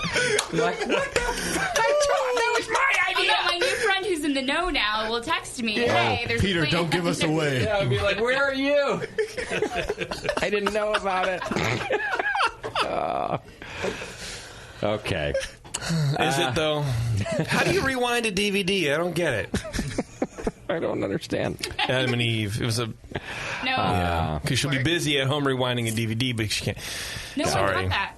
It's okay. Because it was a swing and a miss. She's not going to do it. We'll be. I explained it. It's fine. It's fine when you explain it. Yeah, it's fine. So much funnier when you get the explanation. Knock at the window. All right, Peter. Thanks, buddy. Hey, thanks for having me. Yeah, we hope we see you soon, both at your place and then maybe back down here, too. Sweet. Yeah, for sure, man. Beers are great. Yes. Yeah. Very good beers. All right, we're off next week for Memorial Day, or just because we can. And we'll be back the week after that with Mitch Steele's new brewing company. And we'll be back the week after that with the Big O Report. Or lack thereof. Thanks, everybody. We'll see you next time. Thank you to our show sponsor, More Beer. You can get absolutely everything you need to make great beer at home by going to morebeer.com. Thank you to Peter Hoey for coming in from Urban Roots Brewing Company in Sacramento, California. Be sure to check him out on the web, or if you're in Sacramento, California, hit him up at urbanrootsbrewing.com. I didn't really do the rest of the plugs, Justin, so I'm just going to keep signing off. Follow everybody on Instagram, but more importantly, follow me. And then follow the Brewing Network on Instagram and Twitter and Facebook and all the places. Thank you very much. Have a pleasant evening.